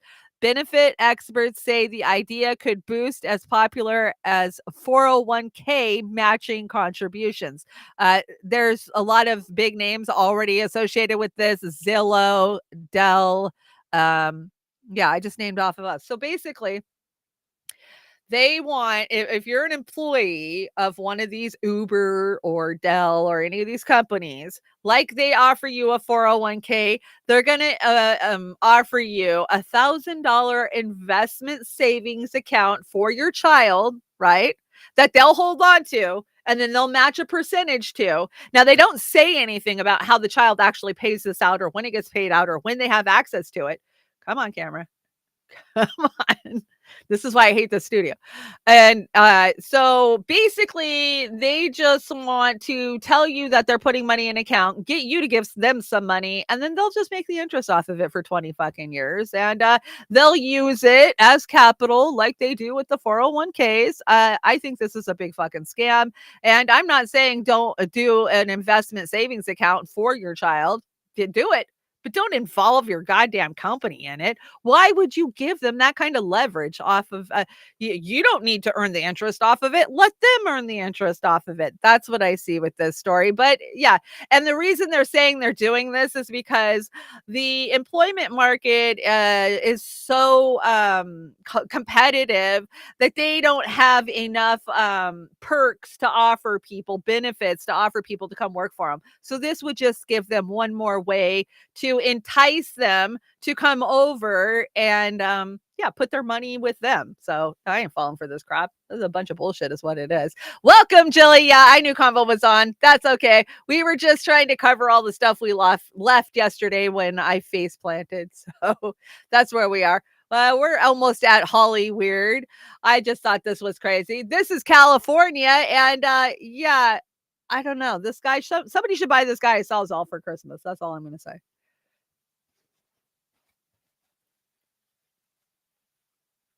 Apparently he's pissed. There's no right on a red. Somebody get him a Sawzall. Dude, how many swings are you going to take at that? Yeah, it's pressure treated. This is just crazy. Oh, California, California. Somebody buy that guy a All for Christmas. And yeah, don't piss him off because no rights on a red. That's all I'm saying. I can't wait that long, right? What a dull axe. I know. I just thought it was funny. You guys always laugh at the funny shit that I find. So I bring it. Okay, let's do Holly Weird. And I've got a Holly Weird section. Did you guys know that Prince has an album that he never released out there? Yes, I had never heard of this. Okay. So apparently from 87 to like 91, Prince filmed an album. Now, if you know anything or recorded an album, if you know anything about Prince, those were the years where the corporate studios were really, really controlling him. That's why he changed his name to a symbol because he didn't technically even own his name anymore. He couldn't write any music and put his name to it without the record companies taking all the fucking money. So that's why he was like, fuck it, just call me a symbol and you can't take the money. I used to think that Prince was a pompous ass for this shit back in the 90s, right? Like, oh, fuck that guy. He's calling himself a symbol. But when you actually know that he was rising up against the Orwellian control that these corporations have over these artists, that makes you feel a little better. But here's the thing. He did an album and days before it was set to be released, Prince himself pulled it back and said no. So I'm going to let you guys listen to the video and then we'll talk about it. Prince and the Black Album. And I found another connection between Bob and George, which we're going to get into. But just a little history, the Black Album from Prince was actually pulled back before it actually got released because apparently Prince believed that the album was evil. He had a spiritual epiphany and became convinced that the album was evil. He later blamed the album on an entity named Spooky Electric, described as a demonic, low-voiced alter ego. Again, we're getting into these alter egos, talking about this album being evil and speaking in a low demonic voice. And I believe this was also originally titled The Funk Bible. But okay, so there you have it. Spooky Electric actually did that album. And Prince was like, yeah, no, I'm not letting you take any credit for anything that I'm doing. And he pulled it back. I would be really curious to hear this Black Album, The Funk Bible from Prince. I don't know if it's out there. I haven't done that much research on it, but I thought it was crazy because I had never heard that. Have you guys heard that before? So I'm thinking that Spooky whatever might have had something to do with, his demise. He might have been pissed that he didn't get his album out there. So sorry, Prince. But anybody comes across this Funk Bible, send it to me. I want to hear it for sure. For sure. Is that just weird? Well, we always talk about these artists selling their soul, right? Like, Down to the Crossroads, the story of, oh, he couldn't play at all. And then one day he could play. I don't know. Is that where some of these guys get their talent from? Did Prince have an entity that entered him? That's just Spooky Funk. Is that his name? Something like that. Crazy. Fact check. Tom Hanks is now a Greek citizen, but that P word had nothing to do with it. That is how bad it was. This is an old article, of course, from 2020. But it was that bad that the mainstream press had to put a fucking fact check out there that no, that's not why Tom Hanks moved. No. I mean, that's how bad it is. Are you really that much of a creep that the mainstream media has to go out there and say you're not a creep? Then you're probably a creep. That's just my take on it. And it appears to be a planet run by wealthy pedophiles who own the majority of politicians on every continent, Captain. You got that right, Spock. You got that right. Okay, so since we're sticking with this whole little cult, right? Because these guys are a group, right? You got Tom and Rita Hanks, and you got Bruce Springsteen, and you got the Obamas, and who else hangs out in that little group? It's a very close-knit Martha's Vineyard type of group. Did you see this? I'll probably take a hit for it, but I don't care. This is Obama and Michael, rocking it with Bruce Springsteen.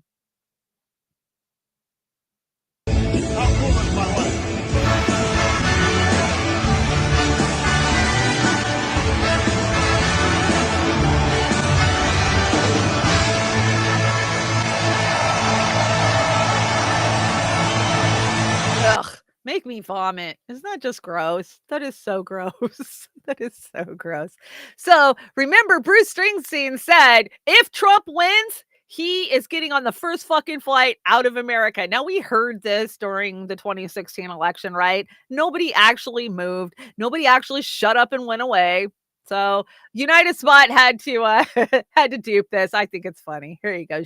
Your United Spot for the day. Oh, it's coming out now. Oh, I'm gonna clog the toilet on this one. This is all Trump's fault. Oh, hey little girl, is your daddy home? Oh, gosh! Whew. Going nuts in an orange man town. Re-elect Trump, you won't see me around. I'm tired of the clown who tried to do too much. Re-elect Trump, and that's it. I'm packing it up now. Leaving the USA. Vote Trump, and I'm on my way. Leaving the USA. Leaving the USA. I'm drunk. Joe Biden's gonna save this land by putting lots of money in Ukraine's hands. Re-elect Trump, understand. I'm gonna go to another land. Leaving the USA. Vote Trump and I'm on my way. Leaving the USA. Leaving the USA. I'm drunk. It's really shitty that YouTube pops up those next videos before your video is even over. I mean, I didn't have anything to do with that. Cher too. Yeah, Cher can get on the goddamn plane and leave with Bruce Springsteen. They'll all go hang out in Greece with fucking Tom Hanks. It's so gross, isn't it? Absolutely gross. Whatever. Bye-bye. That's all I got to say to them. Bye-bye. Go away. Oh, okay. So this video, this is from 2017. Now, this is an actress and a model. I want to say she's the UK model that came forward. She was one of the very first women to come out against Harvey Weinstein.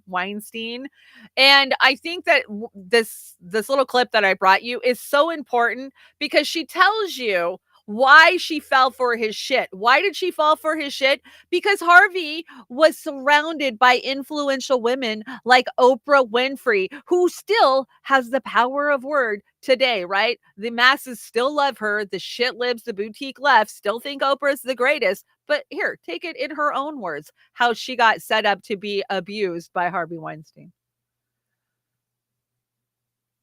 Information. And at this point, I am absolutely overwhelmed because he repeated so many times, it's going to be good for you. I have something in mind for you. We're going to be in touch. And he was with people in which I admired dearly. He was with Naomi Campbell. He had Oprah Winfrey there with him, who entered the room and was swinging off his arm and just seemed like a very dear friend. And these, like Oprah, Naomi, Rita, and Georgina, they all sat at his table. And for me, you know, meeting Oprah was like, oh my God, like I would have thought that I would have to be someone who is established, who everyone would have had to know about before I was privileged enough to meet someone like Oprah. So that gave me so much confidence in him at the time when he approached me. I thought, obviously this man has something amazing in store for me. So there you are, from her own words. And I get it too. Like if I was an up and coming actress and I got invited to a big event and you get brought in and there's Oprah on the arm of Harvey and Harvey's telling you, you're going to be the next star. I've got big plans for you. You just come meet me at my hotel room. And Oprah's like, yeah, go. I mean, we saw Oprah pretty much handing Harvey or Katy Perry over to Harvey Weinstein years ago, right? I mean, Oprah is just the worst. And she's a part of this group, right? With the Obamas and the Bruce Springsteens and the Hanks, right? And they're all one big fucking group. And don't leave out The Rock because he's right there with them. Disgusting. Oprah needs to be shamed out of existence. And I can't wait for it to happen. Please let it happen. One more Hollywood sucks. Here we go. Stephen Colbert cancels his Late Show last night. Episodes over health emergency. Oh, say it ain't so. No way. A health emergency? I wonder what it could be. You don't think it had anything to do with that. So we're being told that it was an emergency appendectomy. I don't know. Who knows? Who knows, right? But isn't it ironic? I love the responses on this tweet were fucking gold, man. They were 100% gold. Ironic, isn't it? Remember the whole vaccine when he had the dancing needles and shit? Yeah. That was a fun thread to read through, actually. I mean, watching him get burned to the ground. Okay, guys, we made it to Meme Alley, and I got a bunch of memes for you. Some are funny, some are not. I guess it's just your personal opinion. Let's get going. When the Pentagon fails a 6th audit in a row, when someone sends you $600 on Vimo. Oh, I just had an article sent to me, and I don't think it made it to any of my decks, that, oops, the IRS can't actually roll that out. I think Oz sent me something this morning. Here, let me see. Saying that the IRS is saying they can't roll that out. It's Hallmark Channel won streaming awards. Oh, fuck the Hallmark Channel. Let me find it. Here we go.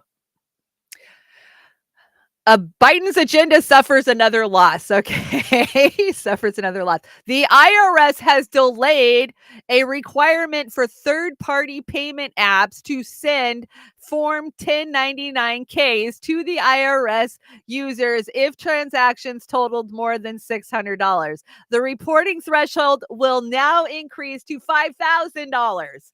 So that is big news for a lot of us on these platforms that are raising money, right? Through PayPal or whatever. Every one of those entities that we're using to fundraise that we beg for money on, if it was over $600, they were going to report it to the IRS next year. Come April, you're going to have to claim everything that you got this year that was over $600, right? Well, now they're saying, yeah, we can't really do that. Do you know how many people spend $600 on a daily fucking basis? Yeah, we can't do that. $5,000. So if you make more than $5,000 on any platform, you have to claim it now on the next one. The rule only applies to payments received for goods and service transaction, excluding personal transactions. So does that mean donations? If you guys are donating, I'm not actually making that money, or am I? Because goods and service, is this my goods to you guys? I don't know. I don't know. I don't pretend to understand taxes. Haven't since I was 5 years old. So there you are. The change was intended to crack down on Americans evading taxes, but critics say the amount of the government is overreach. The IRS Commissioner Danny Reffel says taking this phased-in approach is the right thing to do for the purpose of the tax administration and to prevent unnecessary confusion. It's clear that an additional delay for the tax year 2023 will avoid problem for taxpayers, tax professionals, and others in the area, added the officials. The new rule means that the IRS will figure out what business owners earn on the cash apps regardless of what they individually report. The IRS will figure out what business owners earned on the cash apps regardless of what they individually report. Okay. That doesn't include things like paying for family or friends, back using PayPal or Vimo for dinners, gifts, shared tips, blah, blah, blah. The lowered reporting threshold threatens to sweep up millions of Americans who make money online. So that was MSN.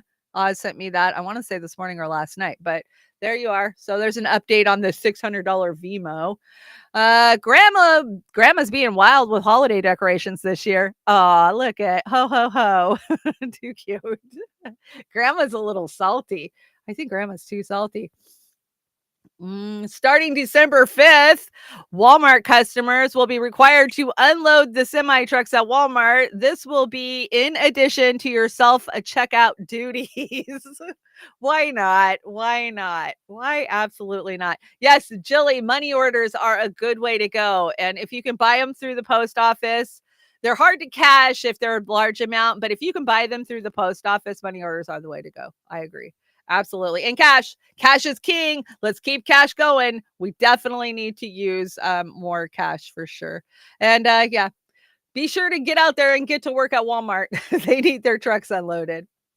OnlyFans, but it's an elderly woman showing you how to cook family recipes, sew, garden, can foods, make sourdough starts, knit, be sassy without giving a fuck what anybody thinks. Yeah, we need an old fan. We'll just call it Olds fan. There you go.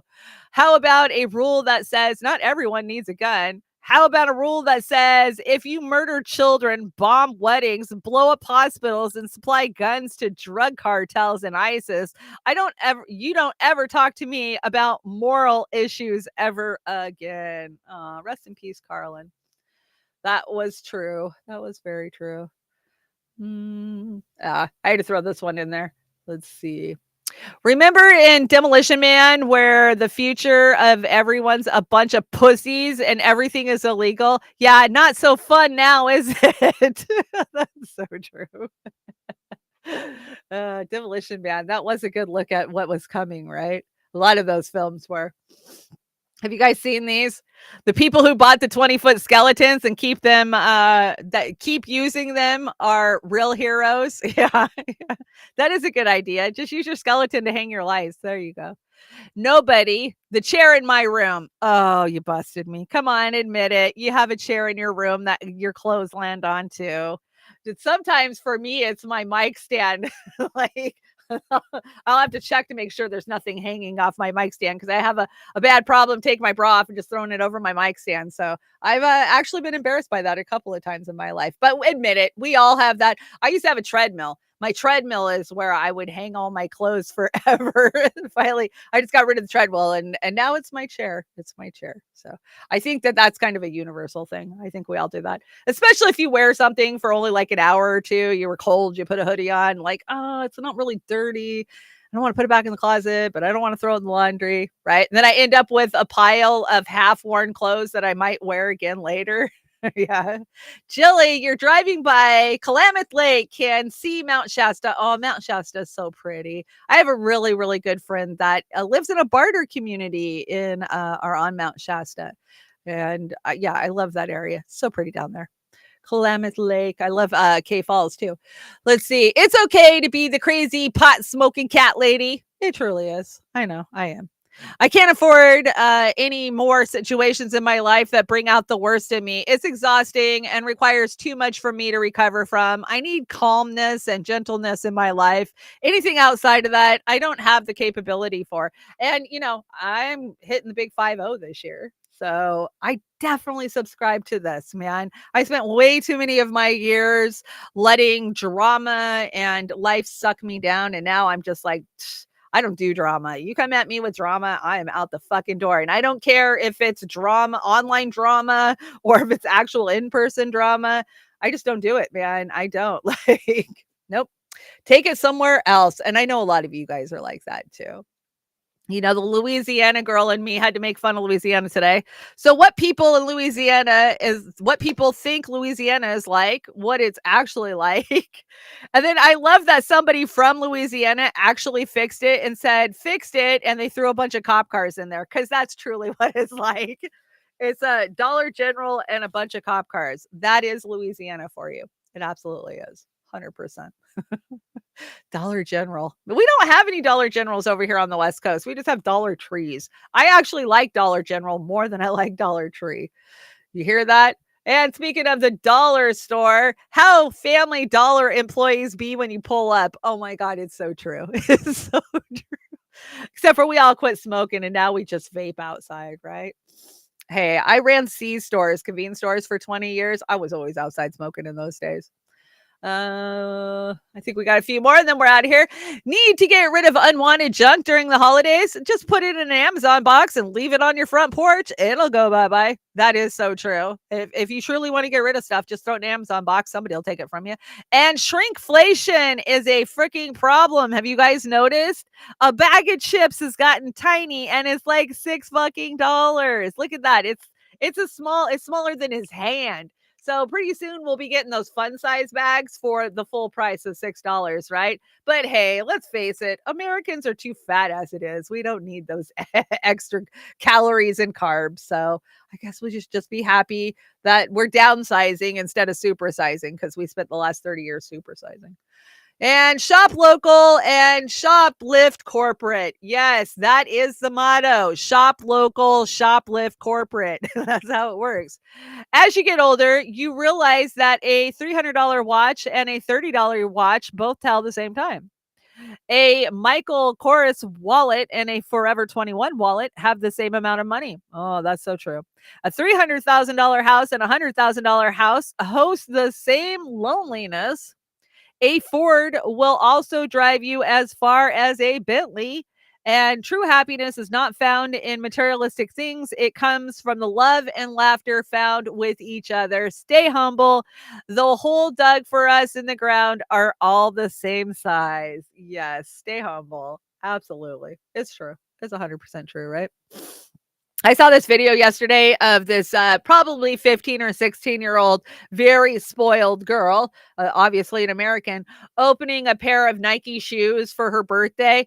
This shit, like, we've got some serious Nepo babies in this country, guys. We're not doing our kids any favors by spoiling them fucking rotten the way they are now. Give them everything where they just expect it and demand it. It is gross. It is absolutely gross. The lake is freezing over. Brr, it must be cold there. Do you guys know Day X? We got to get ready for Day X. Do you know what Day X is? Julian Assange. We don't have a date, but get ready to protest. Julian Assange is facing his last chance to stop extradition in the UK courts. Day X. We don't have a date yet, but when we are ready, you will know. You can go over to the Free Assange site and sign up.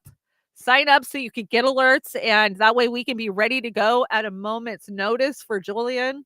Let's hear this. We're asking that there be no restrictions on the content of speech save those provided by the courts.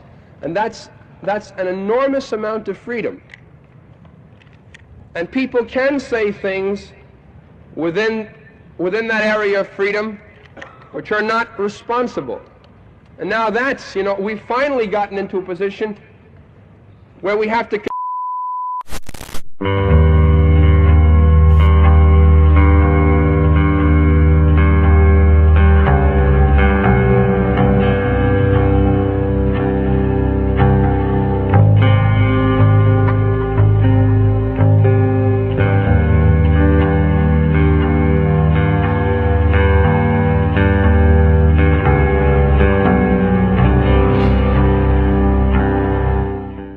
Okay, so it looks like the website is don'textraditeassange.com. Go check it out, sign up. I know I signed up.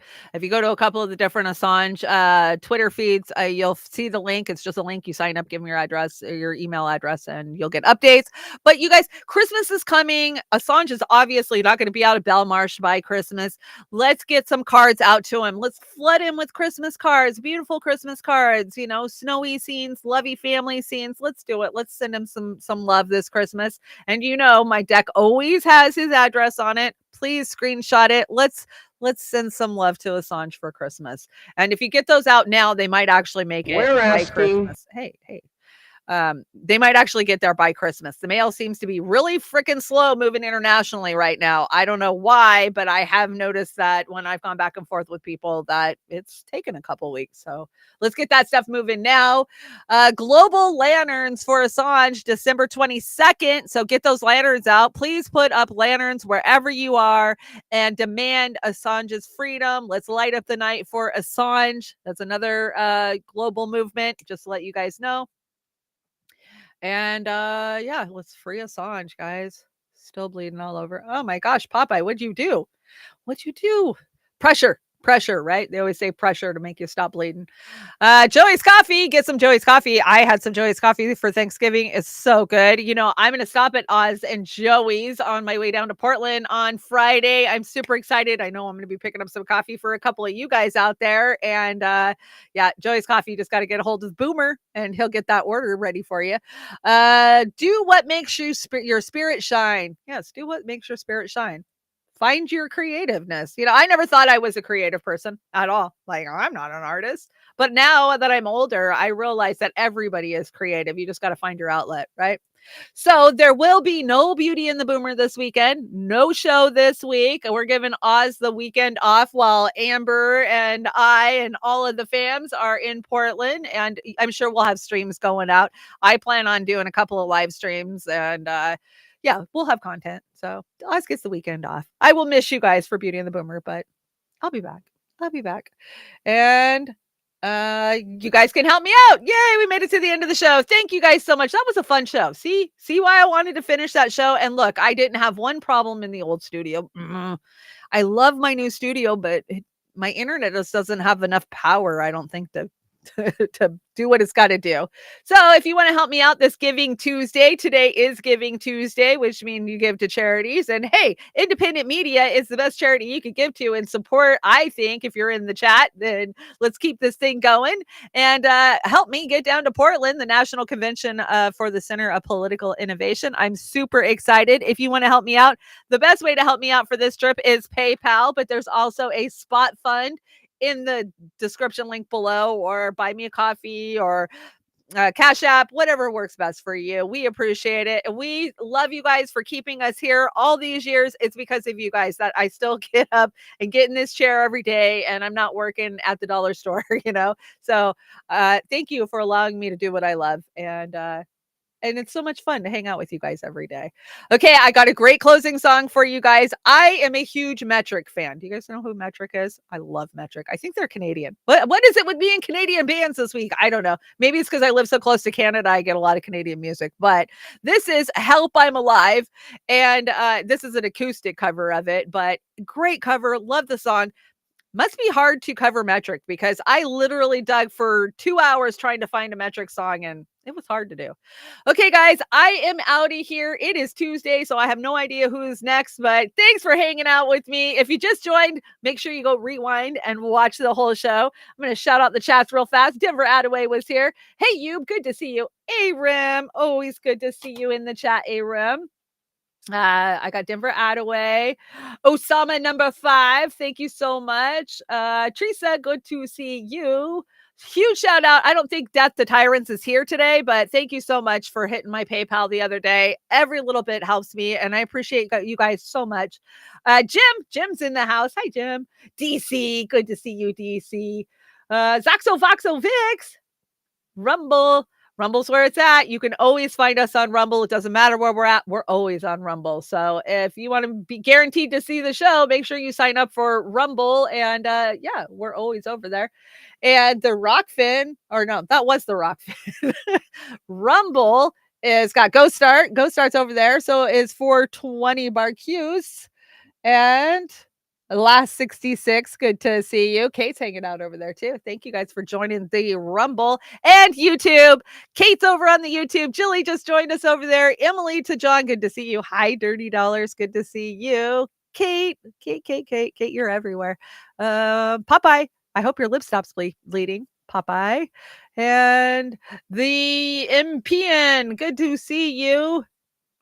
Well, SF Thomas is here. Hi, SF. Salty's Digital Dive, always salty. And I really like that I can actually see my chat today. This is the only bitch I have about that new studio is I can't see the chat. Okay, guys, we're going to get out of here, but I want you guys to have a great day. Get out there, love each other, and just be kind. There's enough hate in the world. We don't need any more hate. Okay, let's see. How do I do this? There we go. Okay, this is Metric. Help I'm Alive. I will see you guys tomorrow morning. I am going to do a Wednesday morning show. It probably is not going to be the full shebang like I normally do because I've got so much going on, but we'll do something. We'll hang out tomorrow one way or another. I will see you tomorrow morning. Have a great day. I tremble.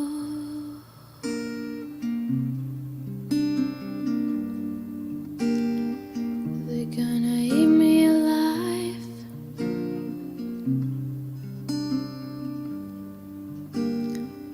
If I stumble,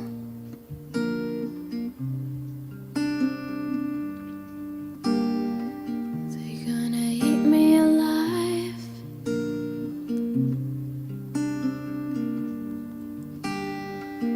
Can you hear my heart beating like a hammer? Beating like a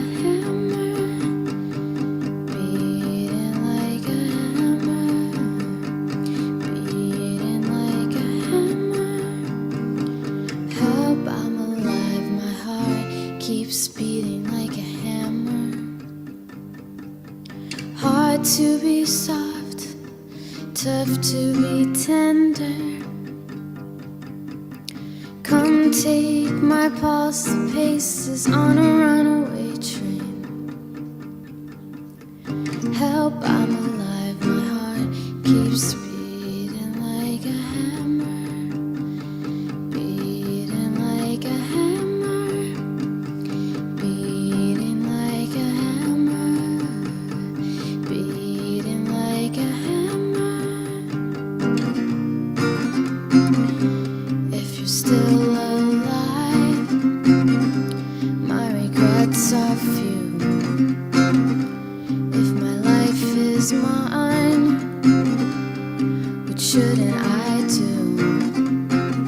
I get wherever I'm going, I get whatever I need.